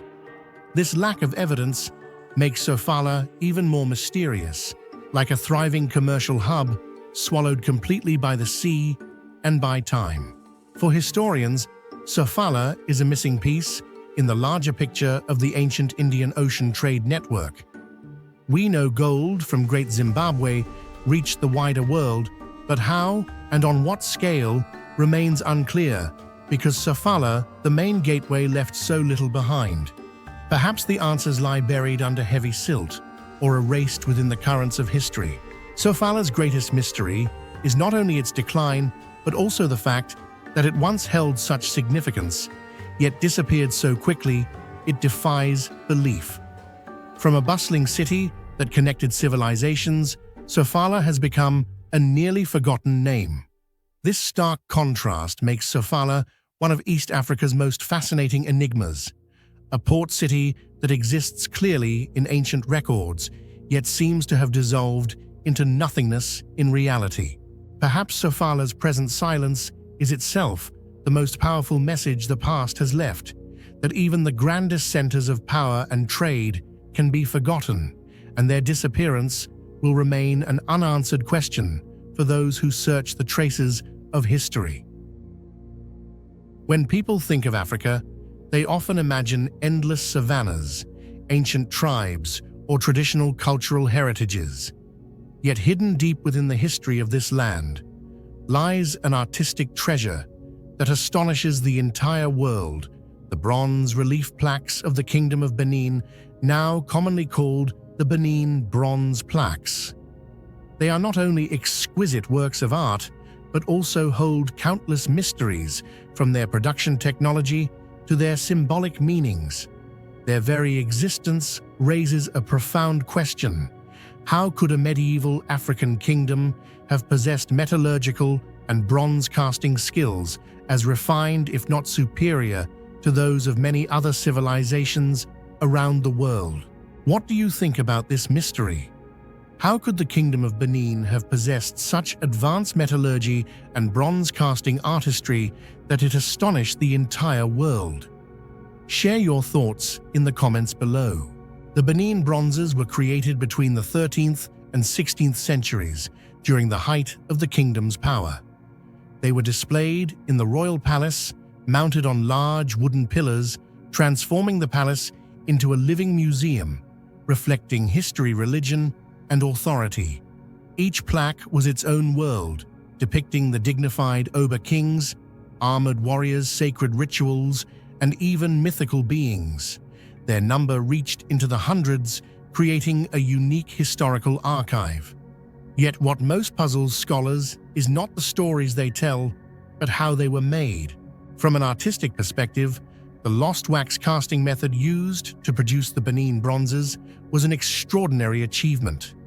Craftsmen sculpted a model from beeswax, encased it in clay, heated it so the wax drained out, and then poured molten bronze alloy inside. Once cooled, the clay mold was broken to reveal the metal work. It sounds straightforward, but achieving the level of intricate detail found in the plaques was anything but simple. The facial expressions, armor decorations, and balanced compositions were astonishingly precise. Many plaques have smooth, polished surfaces with no trace of roughness or imperfection, leading researchers to admit that Benin's metallurgical skill had reached a height that even contemporary Europe may not have matched. This leads to the great mystery. Where did the technology behind the Benin bronze plaques come from? If we follow only the historical timeline of the region, it is difficult to explain why a West African kingdom possessed such advanced metallurgical knowledge. Some theories propose that Benin acquired the skills through trans-Saharan trade routes or coastal contacts. Yet no clear evidence proves they borrowed directly from another civilization. On the contrary, archaeological traces suggest that the techniques developed within Benin itself as secret knowledge passed down through generations of royal guild artisans.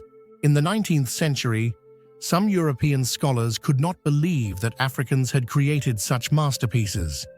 They insisted that the bronzes must have been influenced or even produced by Portuguese or other foreign powers. But this theory was eventually discredited when research showed that many plaques predated the arrival of Europeans in the region. This proved that the technology was an indigenous achievement of Benin, not a borrowed craft. That truth shattered long-standing prejudices about Africa's level of civilization and supported the idea that the continent had independent centers of technological development equal to any elsewhere in the world. The most astonishing aspect of the Benin bronze plaques lies in the quality of the alloys used. Modern analyses show that they were not made from pure copper alone, but also contained zinc and lead in carefully balanced proportions, giving the surfaces durability, malleability, and a distinctive shimmering luster. The question is, how could artisans who lived centuries ago control melting temperatures and alloy ratios with such precision without modern measuring tools or advanced furnaces? Was it solely the result of skills passed down through generations, or might there have been a secret technique that has since been lost? This remains a mystery that continues to puzzle researchers today. Another puzzle lies in the size and consistency of the plaques. Many were large and weighed tens of kilograms, yet retained symmetry and delicate detail. How did they organize their foundries to produce so many uniform, highly refined works? Perhaps a royal foundry once operated within the palace using strict processes, yet today, physical evidence of such workshops remains elusive. Alongside the technical mysteries is the symbolic enigma. Many plaques portray ober-kings with tall crowns, clad in armor, surrounded by warriors' emblems of absolute political power. Others show strange, half-mythical creatures that may reflect Benin's religious and cosmological worldview. But since their written records were not fully developed, we lack sufficient evidence to decode these symbols. What appear to be decorative patterns may in fact conceal philosophies or historical narratives now lost to time. The greatest tragedy in the story of the Benin bronzes occurred in 1897, when British forces carried out the Benin punitive expedition and sacked the royal palace. Thousands of bronzes and other treasures were looted, shipped to Europe, and scattered across museums in London, Berlin, Vienna, and New York. For Benin, this was an immeasurable loss, not only materially, but spiritually, because the plaques were visual records of history and national identity. To this day, the demand for their repatriation remains one of the most heated debates in global cultural heritage. Even though they were stolen and dispersed, the Benin bronzes continue to astonish viewers worldwide. They remind us that human history is far more complex than simple narratives suggest, and that long-standing prejudices about Africa must be overturned. The Benin people once commanded a metallurgical knowledge so sophisticated that even modern science cannot fully explain it. Their mystery lies not only in the question of who created them, but how they were made. Were they simply the result of generations of tireless artisans, or do they embody lost knowledge, perhaps born of exchanges with civilizations we no longer know? If the plaques are only the visible tip of an iceberg, how many more African legacies remain buried, unexcavated, or lost forever? Ultimately, the Benin bronze plaques are more than archaeological artifacts. They are a challenge to humanity to reconsider how we judge ancient civilizations. They remind us that knowledge and creativity can emerge anywhere, transcending geography and prejudice. And most importantly, they remain an unsolved riddle. a mystery of origins technology and what their creators truly sought to leave for the future. In the southeastern region of the Iberian Peninsula, in what is now Spain, there once thrived a Bronze Age civilization that flourished for over 600 years, from around 2200 to 1550 BCE. This was the El Argar culture, an ancient society that left behind ruins captivating to archaeologists and historians alike. Excavations have revealed a highly organized society with advanced techniques, yet also one that harbors many unanswered secrets. Above all, the most haunting aspect is their sudden and almost total collapse, a mystery that continues to spark debate among researchers to this day. In your opinion, what truly caused the El Argar culture, a highly organized, technically advanced, and once prosperous society, to disappear almost completely within just one generation? Share your thoughts and theories in the comments below. The El Argar culture is a prime example of the early formation of a stratified society in prehistoric Western Europe. Their settlements were built atop hilltops, fortified with strong walls, and laid out like small cities with residential areas, grain storage facilities, and workshops. Excavated tombs clearly show the divide between rich and poor. Some individuals were buried with weapons, silver ornaments, and fine goods, while the majority had only a few simple items. This reflects a society where power and wealth were concentrated in a noble class, while most people worked as farmers, herders, or craftsmen. Such a centralized ruling system made El Argar a pioneering micro-state in the region, laying groundwork for later forms of statehood in Europe. One of the most striking aspects of the El Argar culture was its advanced metallurgy, which elevated them to one of the most sophisticated societies of the European Bronze Age. They not only mastered the extraction and working of copper, but also learned to combine it with tin to produce bronze, a revolutionary leap in technology. The weapons discovered, such as swords, daggers, and spears, along with tools, reveal both refinement and consistency, reflecting a standardized craft and large-scale, organized production. In addition, silver ornaments, like bracelets, earrings, and grave decorations, demonstrate their high level of skill in mining and refining precious metals. However, the most puzzling issue for researchers is the source of tin, a rare resource in the Iberian Peninsula. There is no solid evidence that the region contained large tin deposits, raising the question, did the El Argar people discover an unknown source, or were they part of a long-distance trade network reaching as far as Central Europe or even the British Isles? Every sword, every fragment of alloy from El Argar sites is not only proof of craftsmanship, but also an open riddle about prehistoric trade networks and the control of resources. El Argar produced distinctive grey, polished ceramics with elegant forms. Remarkably many jars and vessels were not only for daily use, but also served as burial containers. They practiced intramural burials, placing the deceased in large ceramic jars beneath house floors. Living directly above ancestors' tombs provided a sense of continuity and reflected deep spiritual beliefs. Yet the complete absence of major temples or centralized religious structures puzzles scholars. How could such a complex society appear almost invisible in terms of religion, perhaps burial rituals and ancestor veneration substituted for centralized worship? Prominent settlements like La Bastida in today's Murcia reveal large-scale defensive works, thick stone walls, towers, and gates. Inside were vast grain silos, evidence of centralized storage and redistribution systems far beyond the scattered communities of the same period. These hilltop cities were not only residential hubs, but also centers of power economy and military control, placing El Argar among the most advanced prehistoric civilizations of Western Europe.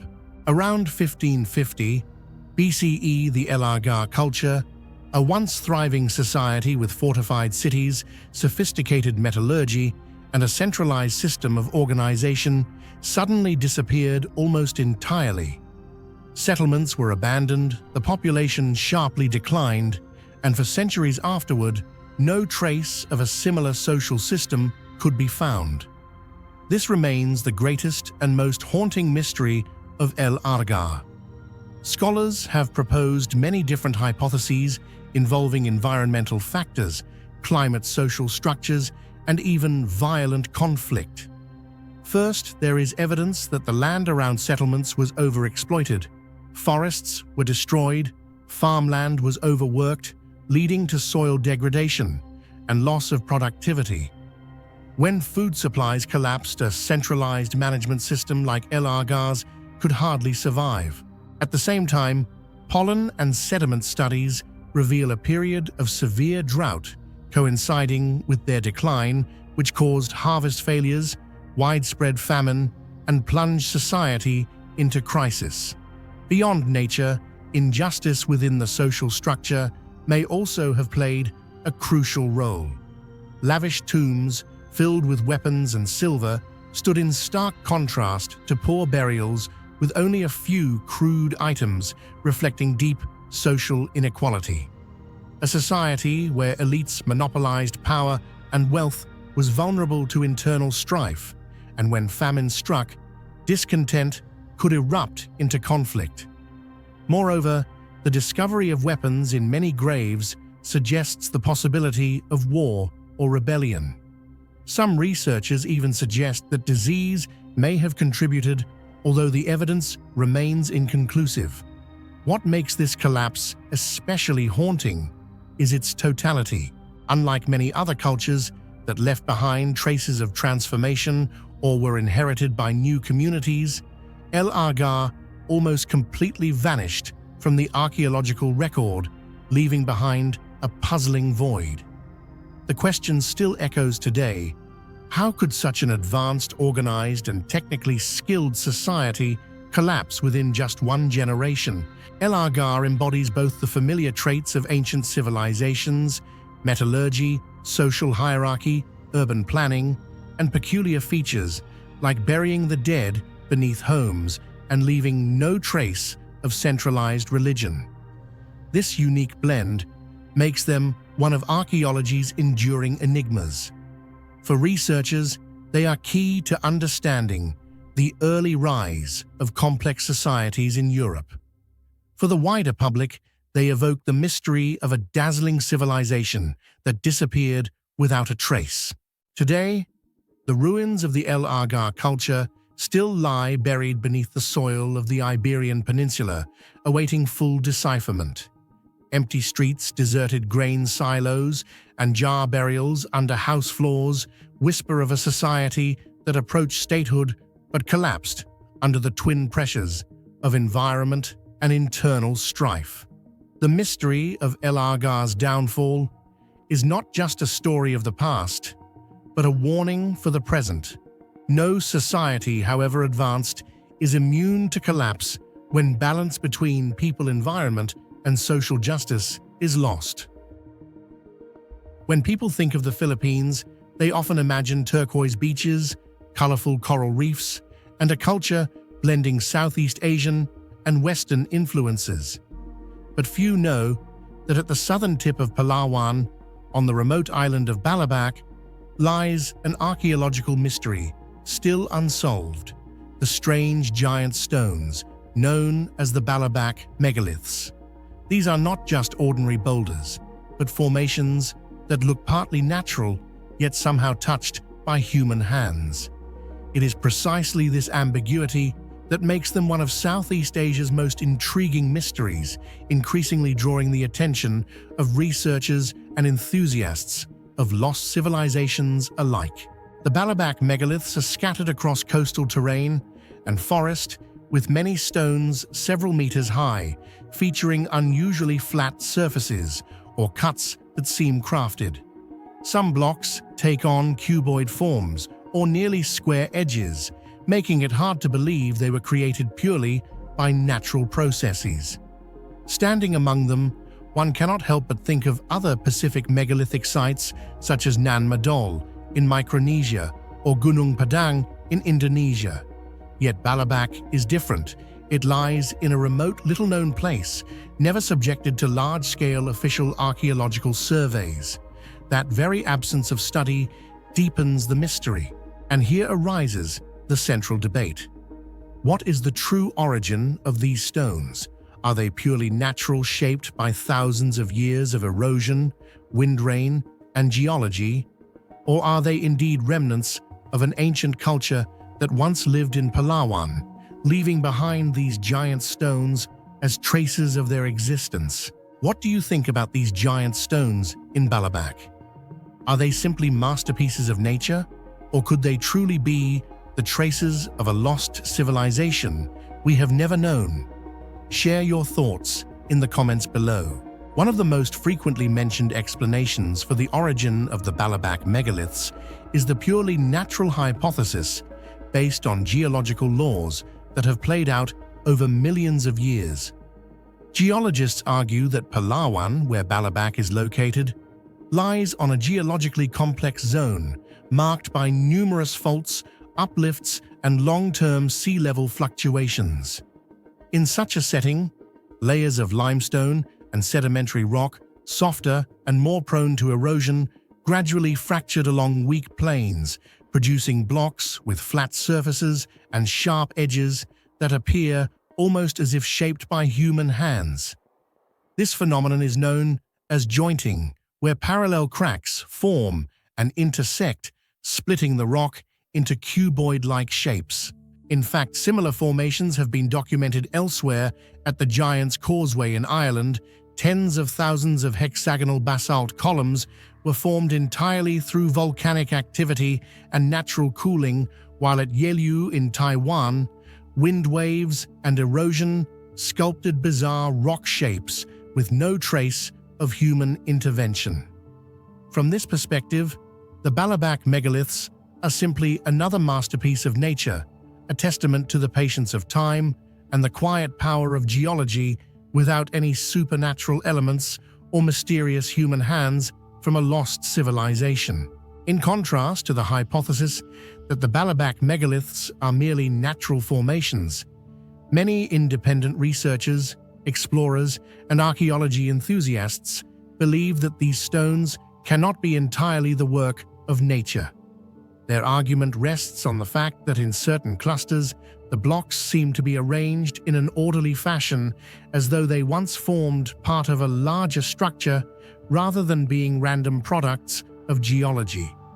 Some slabs have flat surfaces and sharply defined edges so precise that it is hard to believe natural weathering alone could have produced such uniformity. The artificial hypothesis suggests that an ancient community may once have lived on Balabac, a strategic location along maritime routes linking Southeast Asia, the Indian Ocean, and the Pacific. This community may have possessed the knowledge to quarry shape and arrange stones for spiritual rituals, astronomical purposes, or even cosmic observation. Yet over the course of history, they disappeared, perhaps due to migration, climate shifts, natural disasters, or rising sea levels, leaving behind only massive stone blocks as faint evidence of their existence. Supporters of this theory often compare Balabac to Nan Madol in Micronesia, the legendary stone city built from hundreds of thousands of massive basalt blocks. Though far smaller in scale, the fact that some Balabac stones appear cut or shaped raises the compelling question: could this have been a small, ceremonial center part of the broader network of ancient maritime civilizations that once spanned across the Pacific Ocean? An intermediate hypothesis about the origin of the Balabac megaliths suggests that these stone blocks were initially formed entirely by natural processes, but were later utilized, modified, and arranged by ancient people for their own purposes. This is not uncommon in history. Many civilizations have relied on natural landscapes and then transformed them into symbolic monuments. The Nabateans carved deep into sandstone cliffs at Petra, Jordan, to create a magnificent city, while the Rapa Nui of Easter Island used locally available volcanic rock to sculpt their colossal Moai statues. Within this context, the Baalabak megaliths could represent a remarkable fusion between the power of geology and human ingenuity, where nature provided the foundation and humans breathed life into it, turning it into a unique cultural legacy. The core reason Baalabak megaliths remain unresolved is the lack of formal archaeological study. Remote, sparsely populated, and difficult to reach, Baalabak has never been part of systematic excavation programs. What we know comes mainly from photos, local accounts, and independent explorers. Without detailed data, such as dating rock composition or tool marks, hypotheses remain speculative. Moreover, the Philippines, especially Palawan, is archaeologically rich with discoveries of Homo luzonensis fossils, ancient stone tools, and the Taban Caves, once called the cradle of civilization in Southeast Asia. Against this backdrop, an unexplained megalithic cluster on Baalabak becomes even more intriguing, hinting that the island may once have played a role in deep human history. The Baalabak megaliths embody the richness and enigma of Southeast Asian heritage. They stand out not only as geological wonders, but as gateways to speculation about forgotten cultures. The debate over whether they are natural or man-made will persist until proper scientific investigations are conducted.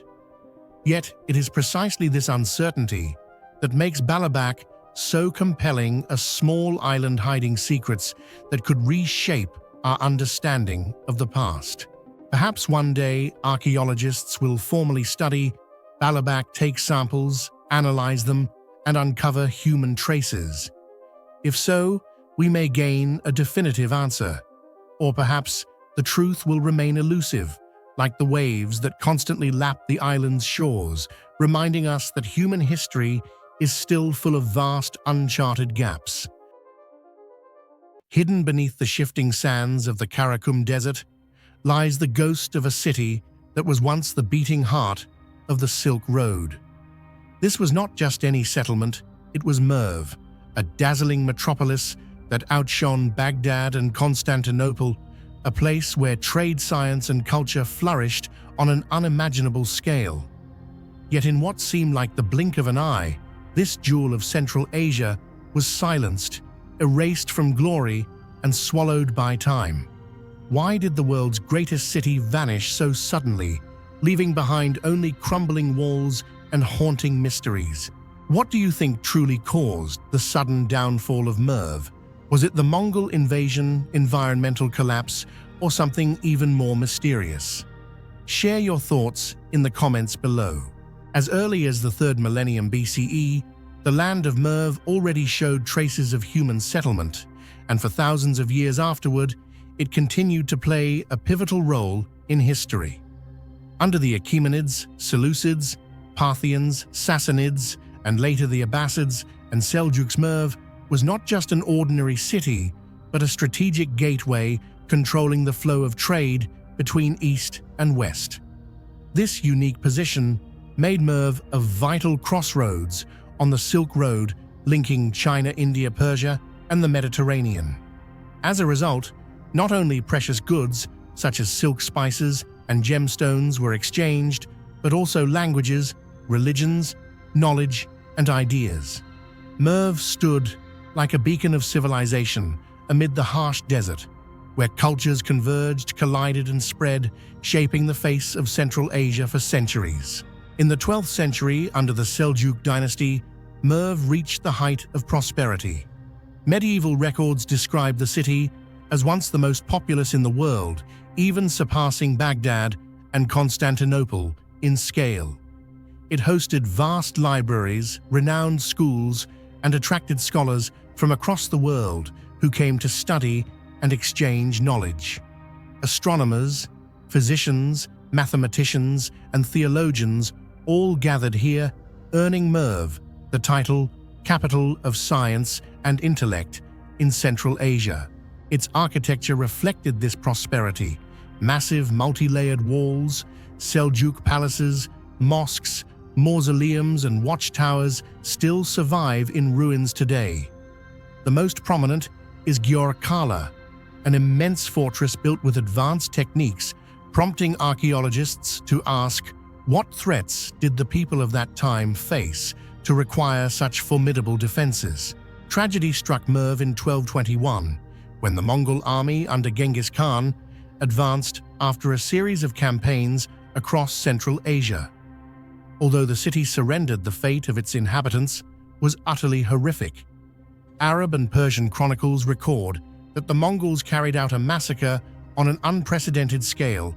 Hundreds of thousands, perhaps even more than 1 million people were killed within just a few days. Libraries filled with knowledge, magnificent mosques, Seljuk palaces, and major architectural works were all destroyed or set ablaze. The death toll may have been exaggerated, but no one denies that this was one of the most catastrophic acts of destruction in human history. The wound was so deep that Merv, once one of the most splendid centers of civilization, was never able to recover after the tragedy.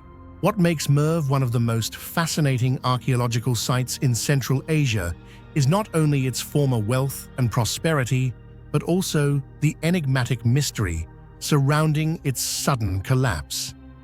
Historians and archaeologists have long debated, was the brutal Mongol invasion alone enough to wipe out such a vast and wealthy metropolis, or were there other hidden factors that pushed Merv into ruin?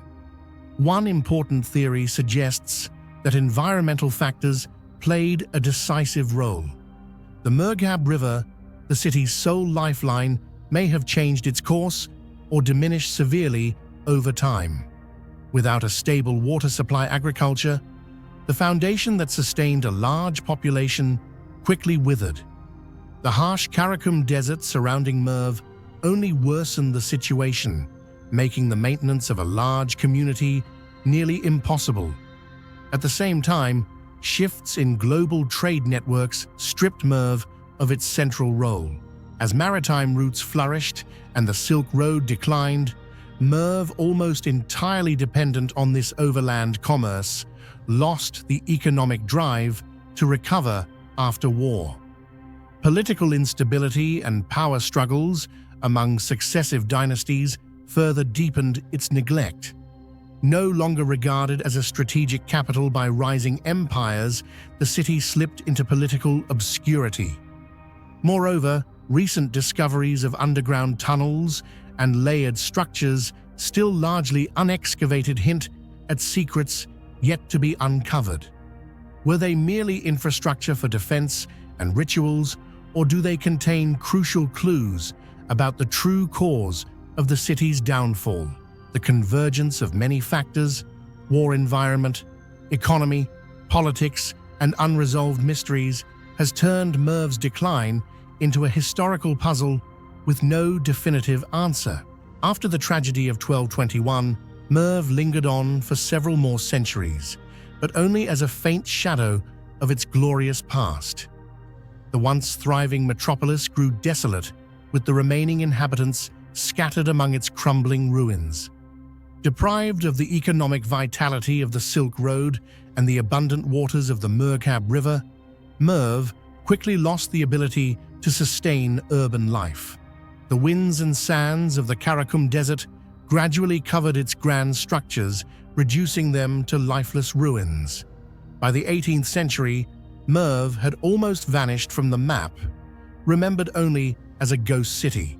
Today, its collapsed walls and time-worn palaces stand in silence, telling the story of a brilliant center of civilization that was swept away into the oblivion of history.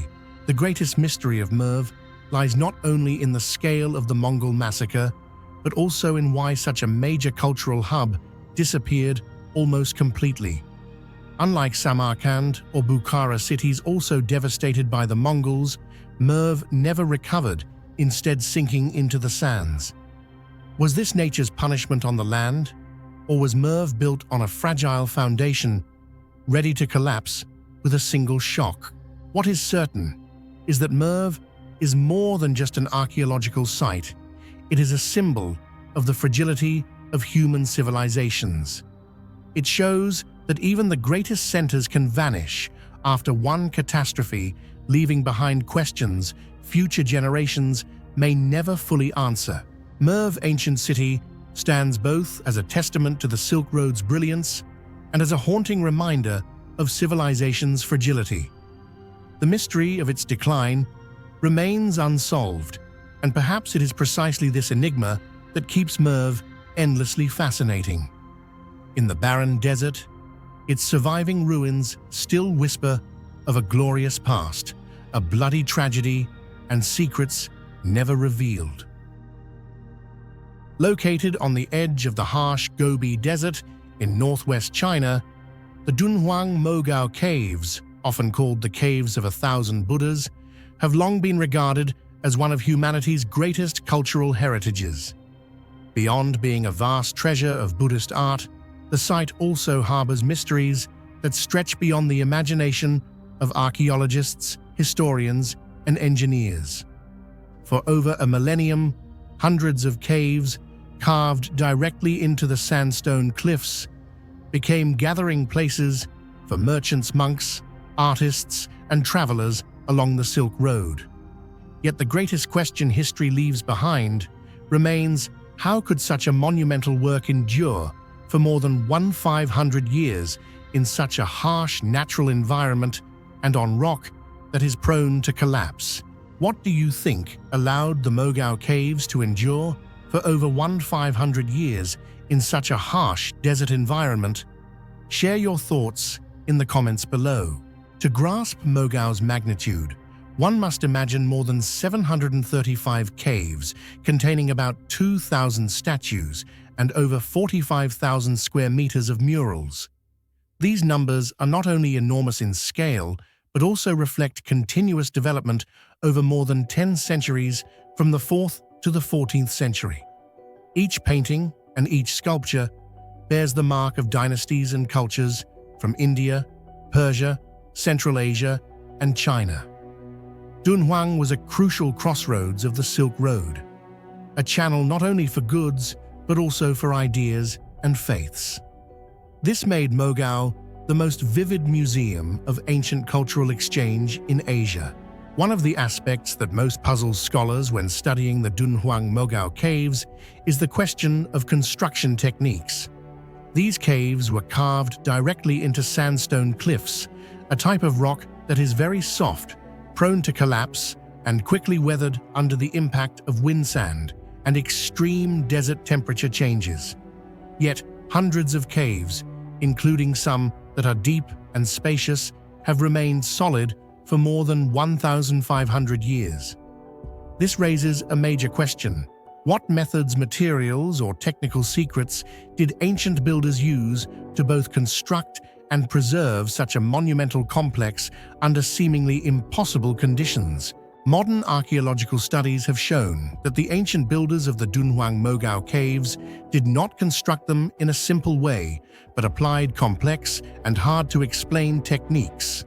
To counter the fragility of the sandstone cliffs, they used sophisticated wooden frameworks for reinforcement and coated the surfaces with layers of clay mixed with straw to enhance adhesion.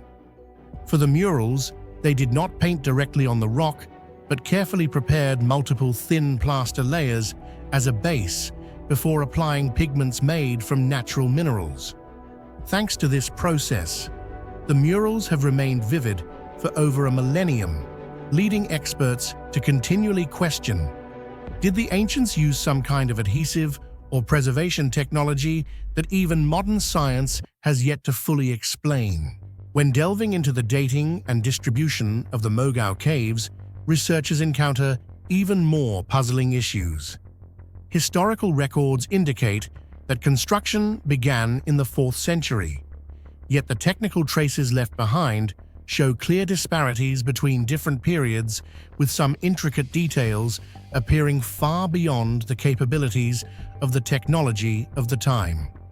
Some scholars suggest that there may have been guilds of master builders who were specially trained and who possessed hereditary secrets of sandstone construction secrets that have since been lost.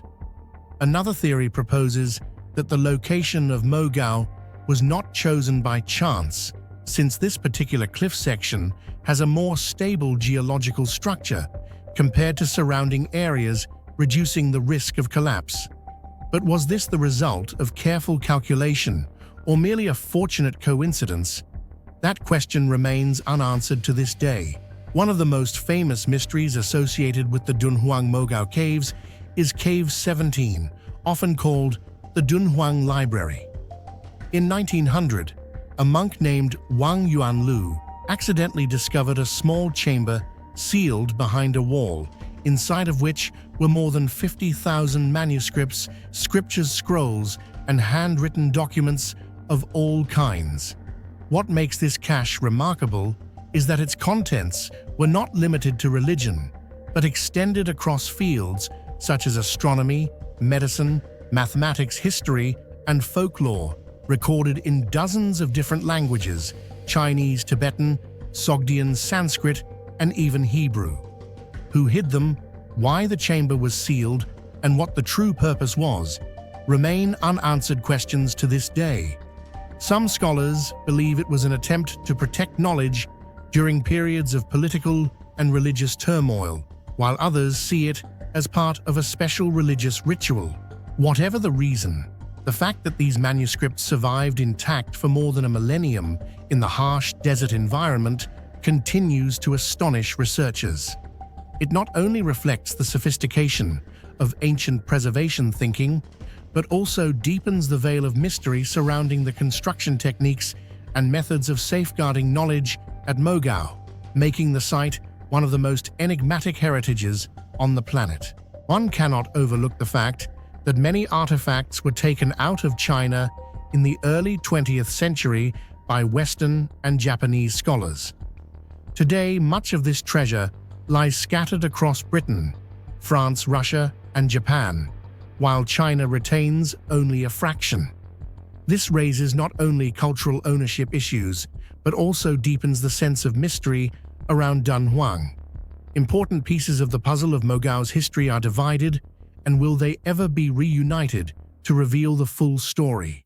Viewed politically and religiously, Mogao also demonstrates how Chinese dynasties used Buddhist art to consolidate power. Many murals and statues bear not only spiritual meaning, but also depict armies, courts, and merchants, reflecting the intertwining of religion and politics. Some scholars even suggest that sealing Cave 17 was linked to attempts to control knowledge and religious imagery in line with state ideology. Today, the Mogao Caves are recognized as a UNESCO World Heritage Site, attracting millions of visitors and scholars. Yet despite ongoing research, great questions remain unsolved. How can we explain such durable construction in soft sandstone? What secrets preserved the colors, statues, and murals so vividly, and beneath the desert sands, might there still be undiscovered caves, untold chapters of Mogao's story? Perhaps it is the combination of vast-scale artistic refinement and unanswered mysteries of technique, dating, and preservation that make the Dunhuang Mogao Caves one of the most captivating enigmas of ancient civilization. The site is not only a record of religion and culture, but also a challenge to modern science. Each study raises new questions instead of final answers. And that makes Mogao not just a heritage site, but also a reminder some secrets of the past, no matter how advanced our technology becomes, will always demand humility before the wisdom and creativity of our ancestors.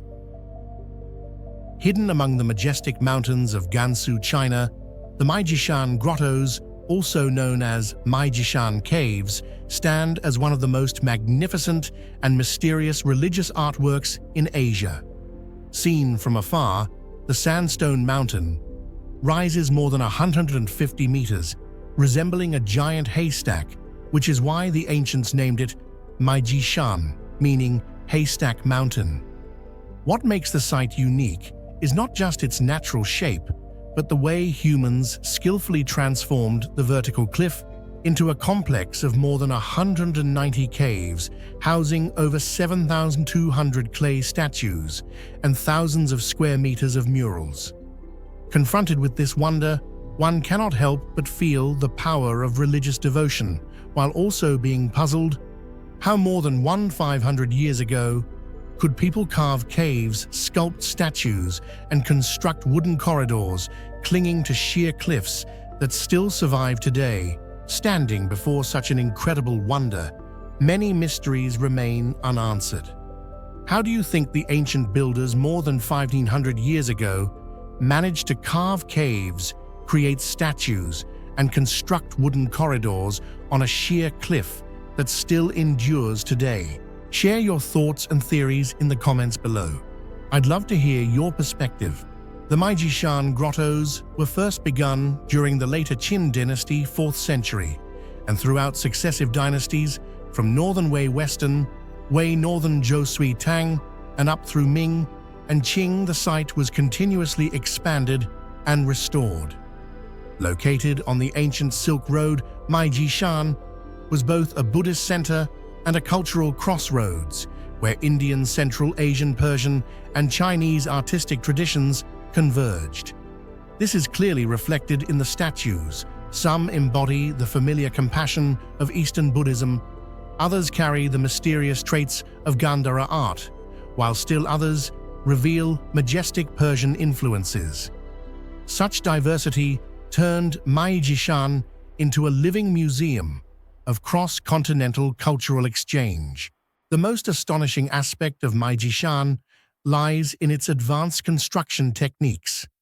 Imagine on a nearly vertical cliff, ancient craftsmen carved deep into the rock to create hundreds of caves, then skillfully linked them with a network of corridors and wooden bridges clinging tightly to the mountainside.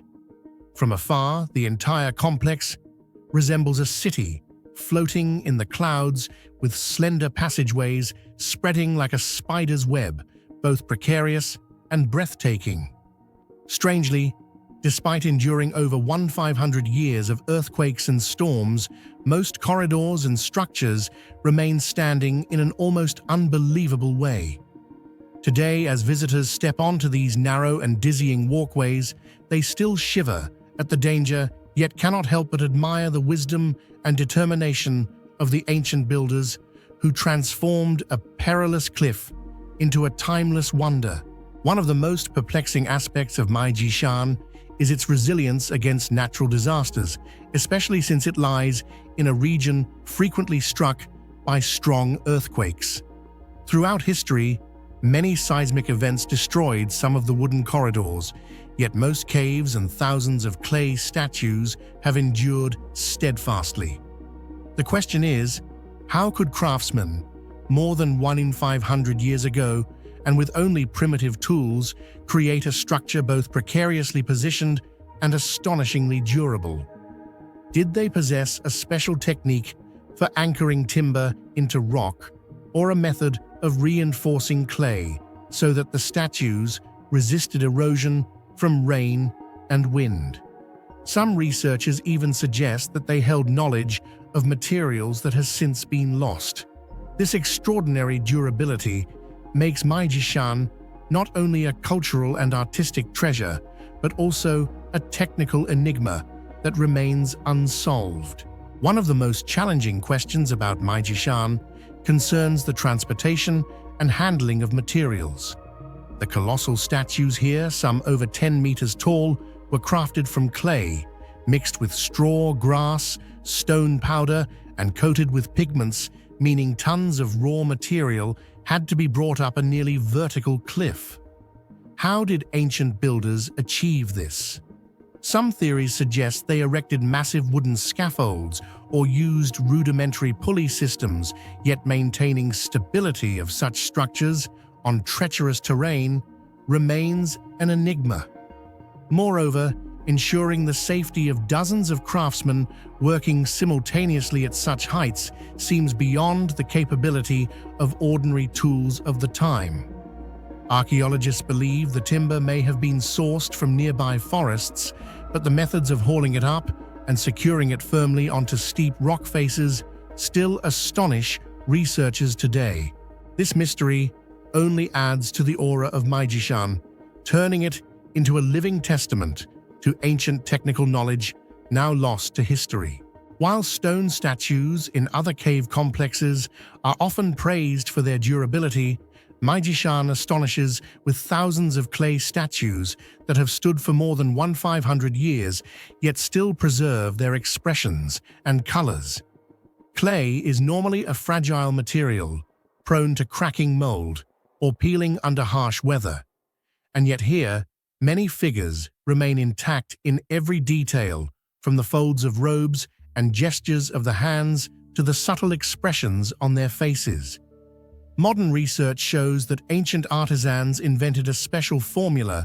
Clay was kneaded together with dried straw grass fibers, and sometimes hemp, giving it elasticity and reducing cracks. The outer layer was coated with multiple layers of finely ground stone powder, then painted with natural mineral pigments such as cinnabar azurite and ochre. This combination made the statues light, flexible, and resistant to climate changes. Even so, the precise recipe and construction methods remain a mystery, leaving modern scientists unable to fully replicate the perfection of this ancient craftsmanship. The murals within the caves are equally enigmatic. They depict Buddhist cosmology, everyday life scenes of warfare, and images of neighboring civilizations. Some murals bear clear Persian or Indian artistic styles, proving Maijishan was not only a religious hub, but also a cultural melting pot. What surprises archaeologists most is that these paintings still retain relatively bright colors despite less than ideal conditions inside the caves. Some theories suggest the use of natural minerals like cinnabar azurite and ochre, which helped preserve their brilliance across centuries. Folk legends further deepen the aura of mystery around Maijishan. Stories tell of high monks meditating here, imbuing the mountain with sacred energy. Some statues, though heavily damaged, still radiate a gaze so lifelike that onlookers feel pierced by their eyes. For many pilgrims, this is proof that Maijishan is a threshold between the human world and the divine. Viewed as a whole, the Maijishan grottos are not just a religious artistic treasure, but also evidence of the extraordinary abilities of ancient people. Hanging caves, colossal clay statues, and precarious wooden corridors all seem to defy the limits of ancient engineering as we understand it. Standing before them, archaeologists, architects, and travelers alike share the same dual emotions: awe at their grandeur and curiosity at the unanswered mysteries. Today, the Maijishan grottos are recognized by UNESCO as a World Heritage Site and remain a must-see landmark along the Silk Road. Yet they remain an unsolved riddle. Were these construction techniques solely the result of human effort, or did they rely on forgotten knowledge? Can we learn from these ancient artisans how to turn the seemingly impossible into reality? Perhaps that is the eternal allure of the Maijishan grottos, a monument suspended between earth and sky, a mystery defying time, and a heritage that forces us to ask, did the ancients know far more than we have ever imagined? Who were the Xiongnu really? To their enemies in ancient China, they were the terrifying horsemen of the north, sweeping across the frontiers with unmatched speed and fury. Yet behind the thunder of hooves and the clash of steel lies a quieter, deeper mystery: tombs scattered across the vast steppes of Mongolia, Inner Mongolia, and Central Asia. These monumental burial sites are more than graves for chieftains and nobles. They are locked chambers of history, filled with treasures, strange rituals, and cultural clues that challenge everything we thought we knew. Each tomb is a silent witness to a vanished empire holding secrets about power, identity, and survival that scholars are still struggling to unravel. What do you think these tombs reveal about the true identity of the Xiongnu? Were they a single people or a vast confederation of many tribes? Share your thoughts in the comments below. The Xiongnu tombs were not merely earthen mounds scattered across the steppe, but rather complex architectural structures whose scale far exceeded what one might imagine for a nomadic people. Many of the larger tombs were built in square or rectangular forms, covered with heavy stone slabs on the outside, while inside lay multiple subsidiary pits used to bury horses' weapons and a wealth of grave goods. This reflects a deep belief that the journey into the afterlife still required horses' symbols of strength and freedom, as well as weapons to safeguard one's status and power. Excavations at Noin Ula in Mongolia astonished archaeologists with the discovery of countless luxurious artifacts, exquisitely crafted gold and silver objects, bronze mirrors, fine ceramics, precious silks, and even textiles of Han Chinese origin.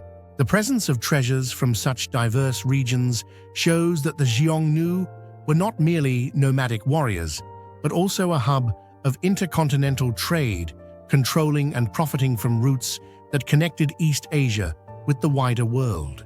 What makes the Xiongnu tombs the most intriguing highlight in the field of archaeology are the cultural traces and identity mysteries they reveal.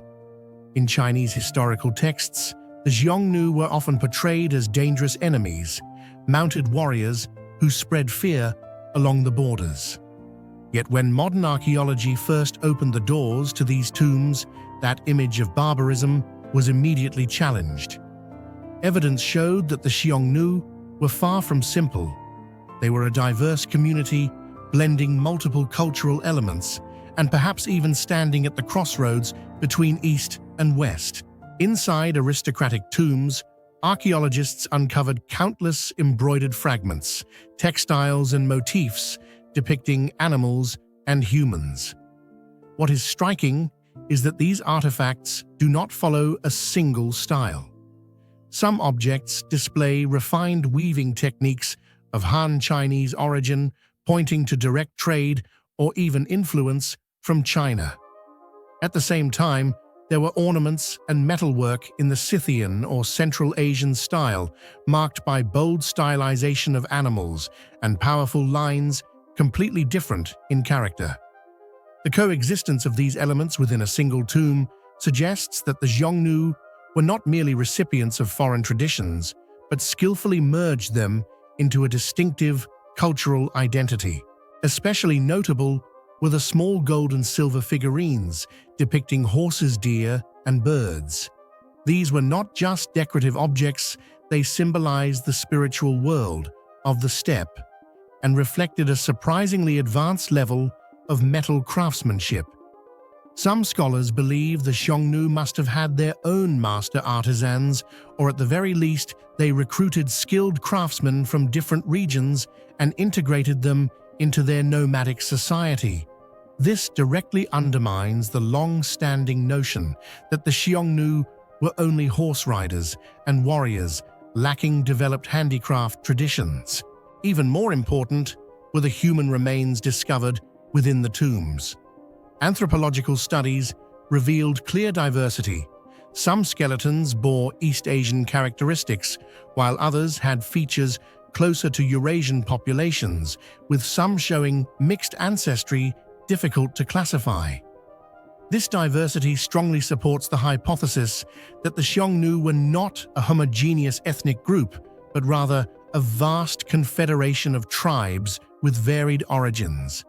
It was precisely this fusion that gave them extraordinary strength, enabling the Xiongnu to forge a cavalry empire, stretching from the Chinese frontier deep into Central Asia. Yet, this raises major unresolved questions. Were the Xiongnu the direct ancestors of later nomadic peoples, such as the Huns, the Turks, or the Mongols? Or were they only a temporary alliance that eventually dissolved, leaving cultural traces scattered among different communities? Tomb evidence shows the Xiongnu interacted and blended extensively with many cultures, but to this day, no one can say with certainty who they really were, where they came from, or why they vanished from history. It is precisely these multifaceted cultural traces and the ambiguity of their identity that make the Xiongnu tombs a black box of history for an entire civilization. Each embroidered piece, each metal artifact, each set of skeletal remains unearthed acts as a fragment of truth, revealing part of the story while simultaneously opening new mysteries. And perhaps it is this very complexity that ensures the Xiongnu will forever remain one of the greatest unsolved questions in Eurasian archaeology. Another puzzle lies in their burial rituals.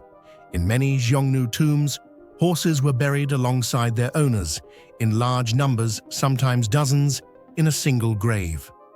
This underscores the sacred bond between humans and horses, but it also raises questions. Was this meant as an honor, or was it a form of sacrifice? Furthermore, some tombs show signs of burning or deliberate destruction, sparking theories of unique funerary customs, possibly tied to fire worship, symbolizing purification and the transition of the soul. As excavations continued, new findings only deepened the mystery of the Xiongnu story.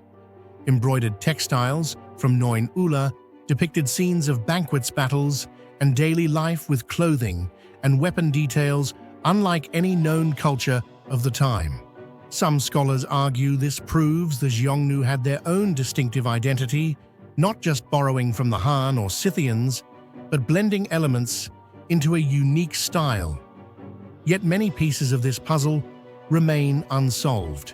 Perhaps what confounds researchers most is the contradiction between historical accounts and archaeological evidence.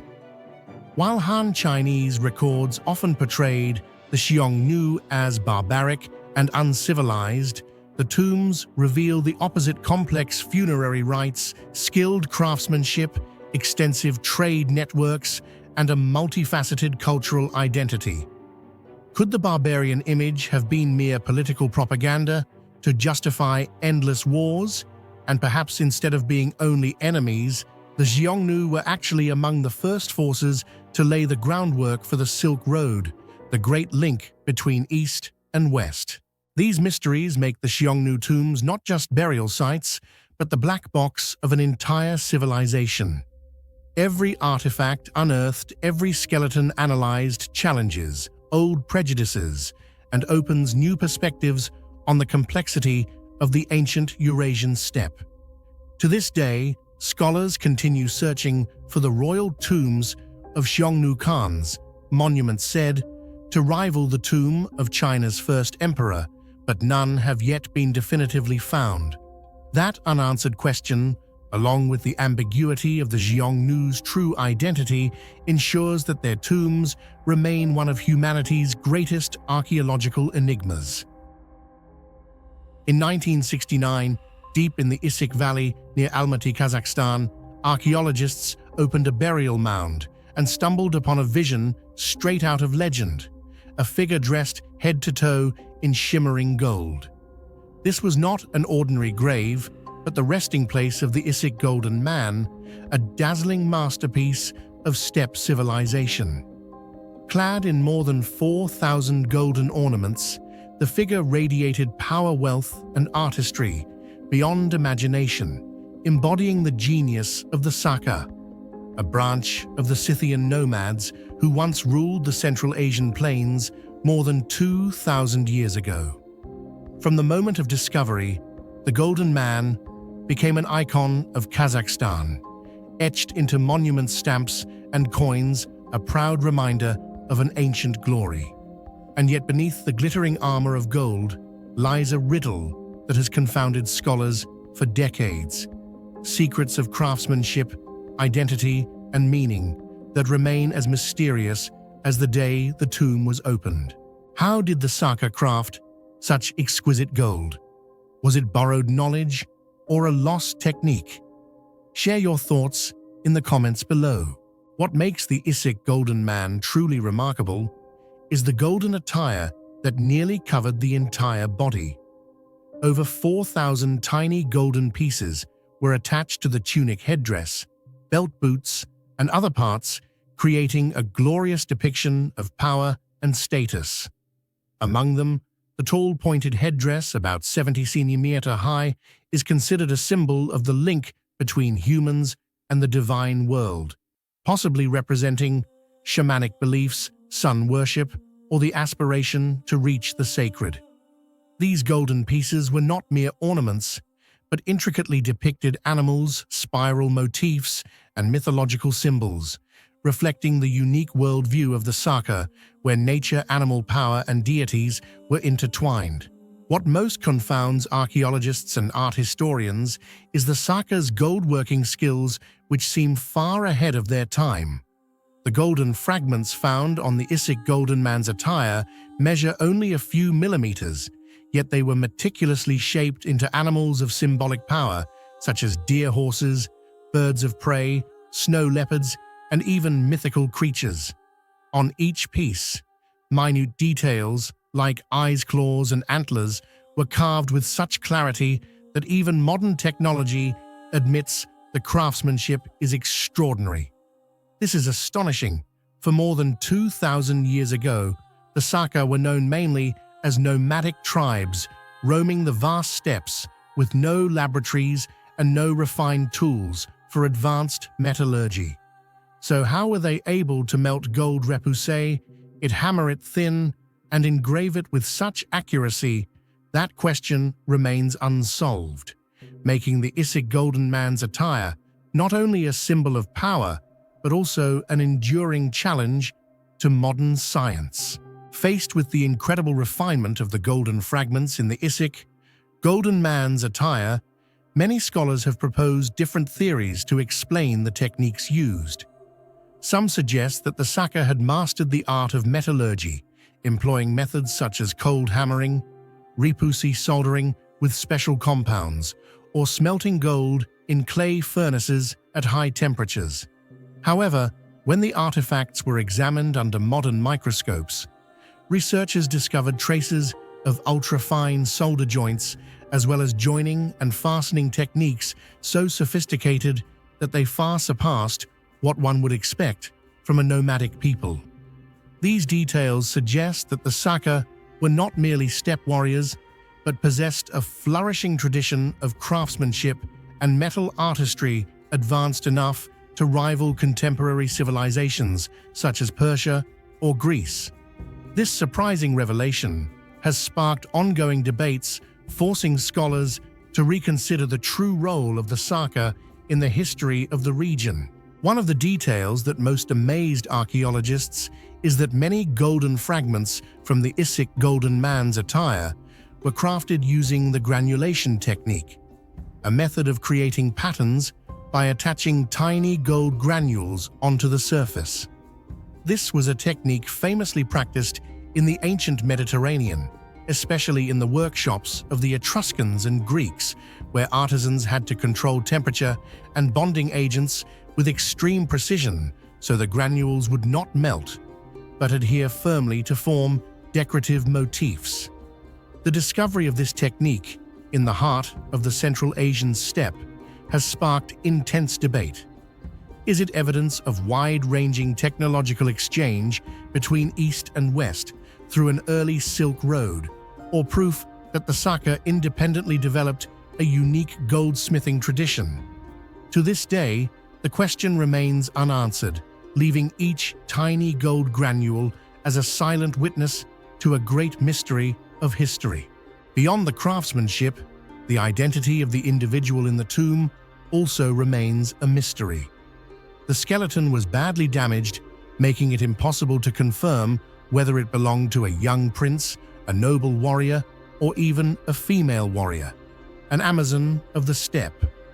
Some scholars, based on the headdress and grave goods, lean toward a male figure, but others argue that women in nomadic societies could also hold leadership and combat roles. Thus, the Isik Golden Man is more of a symbolic title than a definitive identification. Within the Isik burial, archaeologists also discovered a silver bowl engraved with strange symbols believed to be a form of ancient script. Many scholars speculate that it could belong to the Saka language, yet to this day, no one has been able to fully decipher it. If these inscriptions were ever understood, they might open a new window into the belief systems, ways of thought, and spiritual life of the Saka people. However, the fact that this script remains an undeciphered code only deepens the mystery, sparking speculation about knowledge that may have been lost to time. Today, the Issyk Golden Man is not just an artifact in a museum, but a spiritual emblem of Kazakhstan. Statues of the Golden Man stand in many places, from the capital Astana to other major cities, symbolizing national pride and the enduring legacy of steppe culture.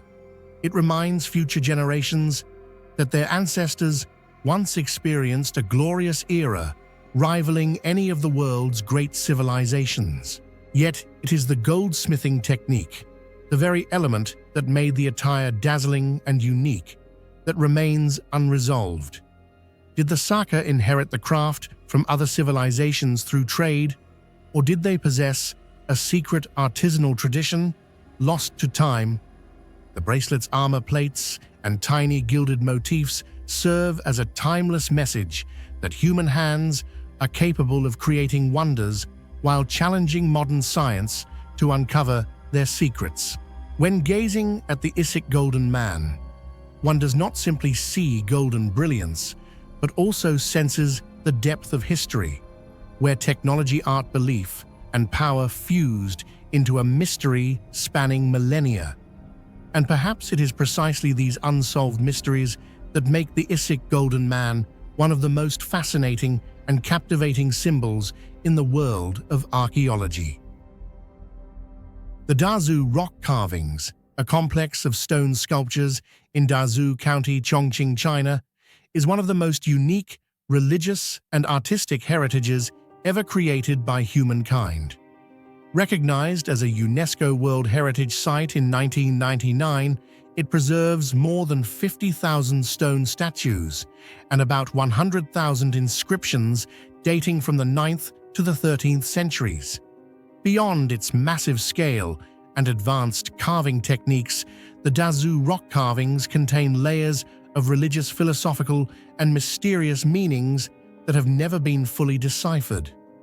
These carvings are not merely proof of human creativity, but also open up many questions about faith, knowledge, and humanity's connection to the metaphysical world. So, what do you think are the mysterious images at Dazhu rock carvings?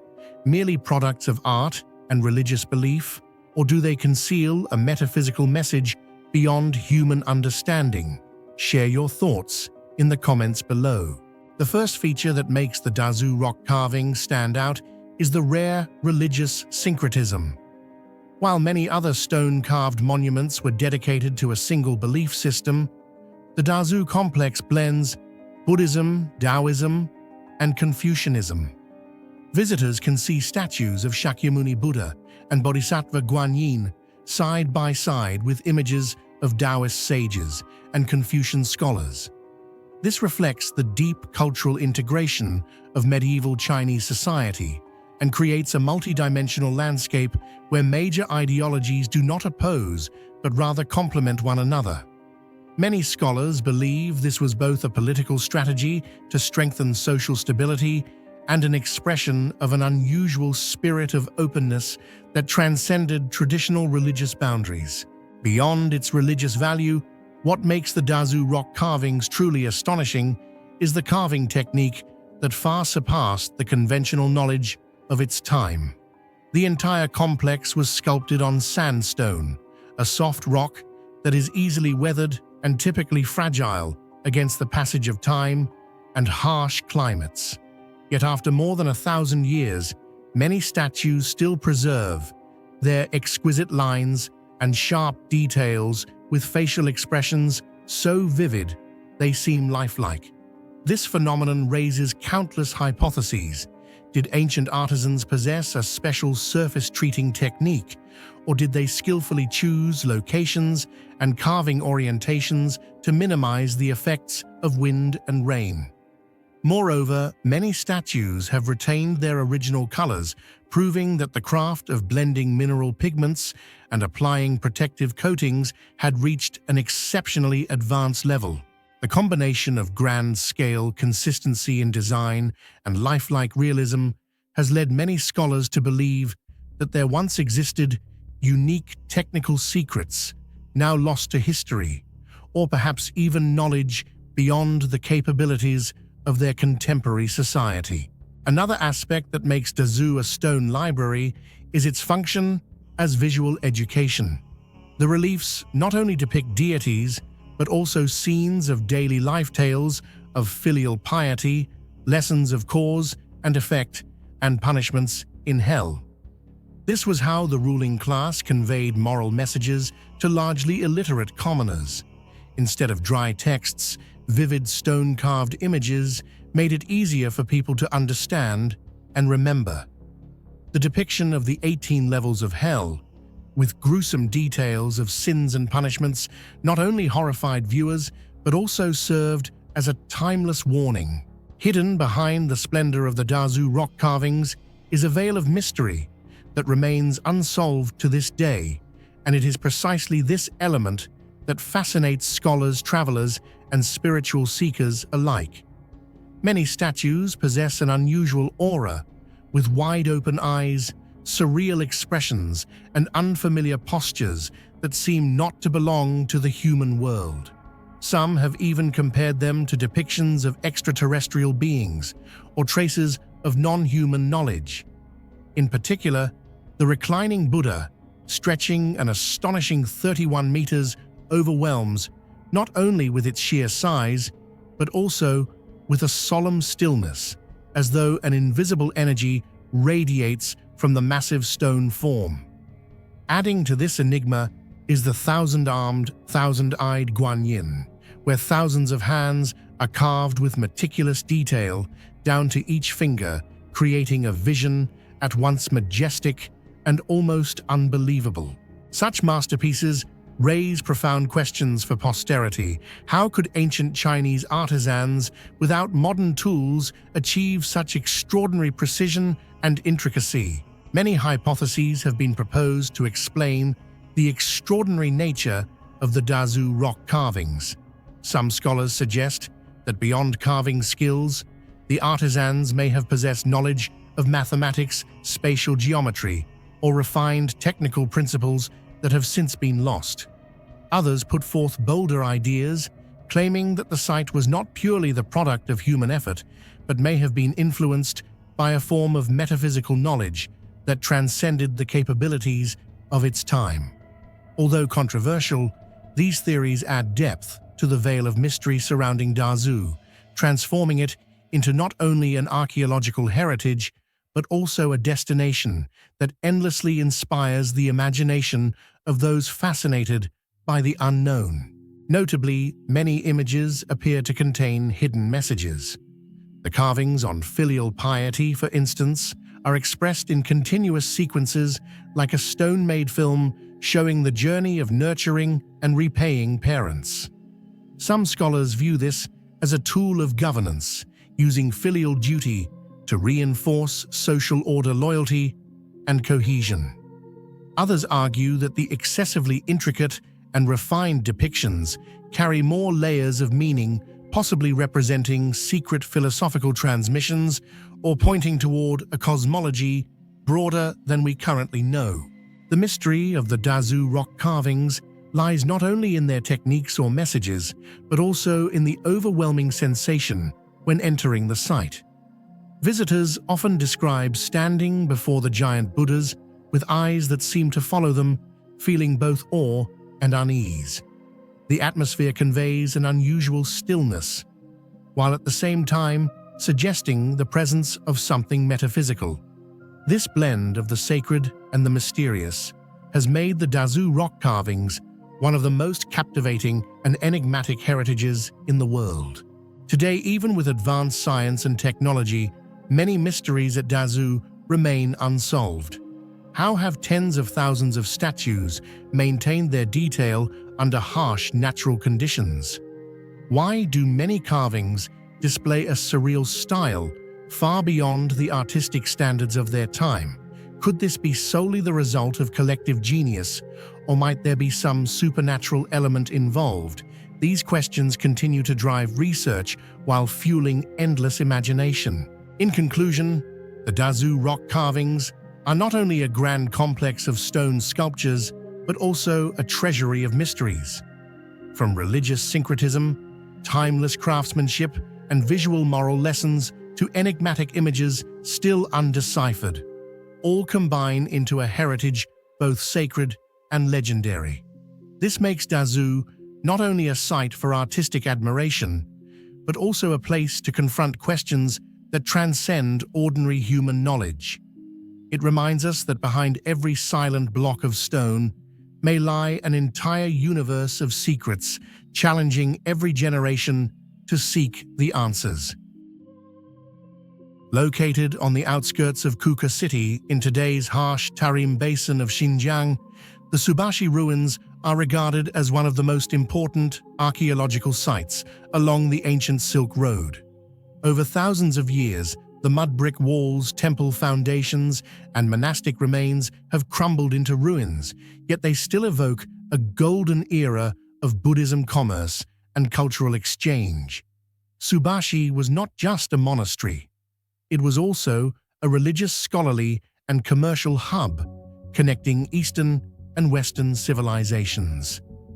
And precisely because of this special position, both the prosperity and the decline of Subashi remain full of unanswered questions to this day. What do you think caused such a powerful Buddhist and cultural center like Subashi to eventually fall into ruin? Share your thoughts in the comments below. When modern archaeologists began excavating Subashi in the late 19th century, they were overwhelmed by the scale of what remained of this complex. Not only did they uncover traces of grand Buddhist stupas and majestic shrines, but also extensive living quarters for monks, all constructed from mud brick and wood materials that seemed unlikely to withstand thousands of years in the harsh climate of the Tarim Basin. This led researchers to wonder, did the ancients possess special construction techniques to reinforce buildings under such dry conditions and relentless sandstorms? Inside the ruins, the surviving Buddha statues, intricate reliefs, and fragments of murals offered vivid evidence of a unique artistic fusion.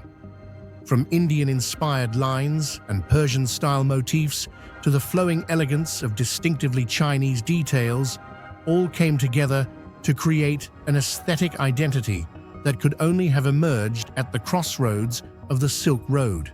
This richness affirmed that Subashi was not only a religious center, but also a place of cultural convergence, where streams of thought and art from many civilizations met and left enduring marks. Subashi is also closely linked to the name of Kumarajiva, one of the greatest translators of Buddhist scriptures in Chinese history. He was born and raised in Kuka, where Subashi was a flourishing Buddhist center. Here, Kumarajiva was trained in philosophy, languages, and doctrine before becoming a master translator in Chang'an, producing classical translations that profoundly influenced Chinese Buddhism. For this reason, Subashi was not merely an ancient monastery, it was also the cradle of a figure whose influence transcended borders, shaping the religious and cultural thought of an entire civilization. Yet from the 3rd to the 8th century, while Subashi gradually rose into a radiant center, it took only a few centuries afterward for the site to fade into oblivion. By around the 9th century, virtually no trace of religious activity remained in the area. Archaeologists found only ruins and fragments, but the greatest question remains, how could such a major center nearly vanish without a trace? Many scholars have proposed theories to explain the mysterious decline of Subashi, with climate being the most prominent factor. The Tarim Basin has long been notorious for its harsh desertification, making human habitation precarious. During its prosperous era, rivers fed by the Tian Shan Mountains provided abundant water for farming and daily life, sustaining local communities and ensuring the monastery's existence. However, as the climate began to shift, prolonged drought caused these rivers to gradually dry up. Grasslands turned into barren sands, and agriculture could no longer be maintained.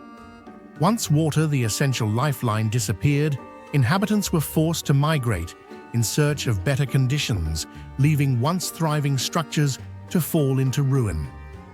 This deep dependence on the natural environment meant that Subashi, despite its former glory, could not withstand the relentless cycle of climate change. Another important hypothesis suggests that Subashi's decline stemmed from continuous warfare and political upheaval. The Kuka region, located at the heart of the Silk Road, was constantly contested by Chinese dynasties, northern nomadic tribes, and the kingdoms of the western regions. This unending conflict destroyed infrastructure, disrupted trade networks, and severely undermined religious life.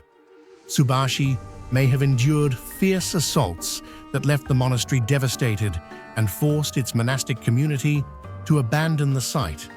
Although no direct evidence has been found, traces of scorched walls and collapsed foundations strongly suggest that the violence of war played a significant role in driving this once flourishing Buddhist center into ruin. Another equally important factor in Subashi's decline was the weakening of the Silk Road during the 8th to 9th centuries. As trade routes gradually shifted southward or were disrupted by political instability, many centers that had heavily depended on commerce quickly lost their economic foundation. Subashi, once a vital stop for merchants and travelers, suddenly fell into isolation as the flow of people diminished. This led to the depletion of financial resources needed to sustain the monasteries, causing religious activities to decline sharply. Once trade was no longer the driving force of survival, the entire Buddhist community there collapsed, turning a once prosperous center into ruins within just a few centuries. Some scholars suggest a combined explanation. The fall of Subashi was not due to a single cause, but the accumulation of many climate change, water scarcity, warfare, and shifting trade routes. Together, these forces pushed a once glorious center into ruin within just a few centuries. What makes the mystery even more compelling is comparison with other Buddhist monasteries in the region, such as Kizil or Bezeklik. Although many also declined, Subashi almost completely disappeared, leaving no prolonged religious activity into the medieval era. This vanishing act makes Subashi a unique case, like a historical void yet to be filled. Today, when standing before the decayed mud brick walls, one cannot help but wonder, how did people of the time construct such monumental buildings in the desert? And why did everything disappear so quickly? These unanswered questions are precisely why Subashi ruins attract both researchers and history enthusiasts. Artifacts uncovered at Subashi further illustrate the East-West connection. Buddha statues with serene Indian features, robes recalling Chinese tradition, and decorative elements reminiscent of Persian art all combine into a cultural symphony reflecting the very essence of Silk Road exchange. Yet this very diversity raises another question: how could a center that gathered so many cultural treasures fail to endure? Modern science continues to search for answers. Geological surveys, paleoclimate studies, and new archaeological excavations may reveal part of the truth. However, like many sites along the Silk Road, Subashi may forever remain shrouded in mystery, inviting humanity to keep exploring and reflecting on the fragility of once flourishing civilizations. In the end, Subashi ruins are not just religious remains, but a mirror reflecting the cycles of rise and fall in history. They remind us that any civilization, no matter how prosperous, can disappear under the forces of nature, politics, and economics. It is precisely this enigma of decline that makes Subashi one of humanity's great unanswered questions, a vivid testimony to both the fleetingness and the grandeur of human history.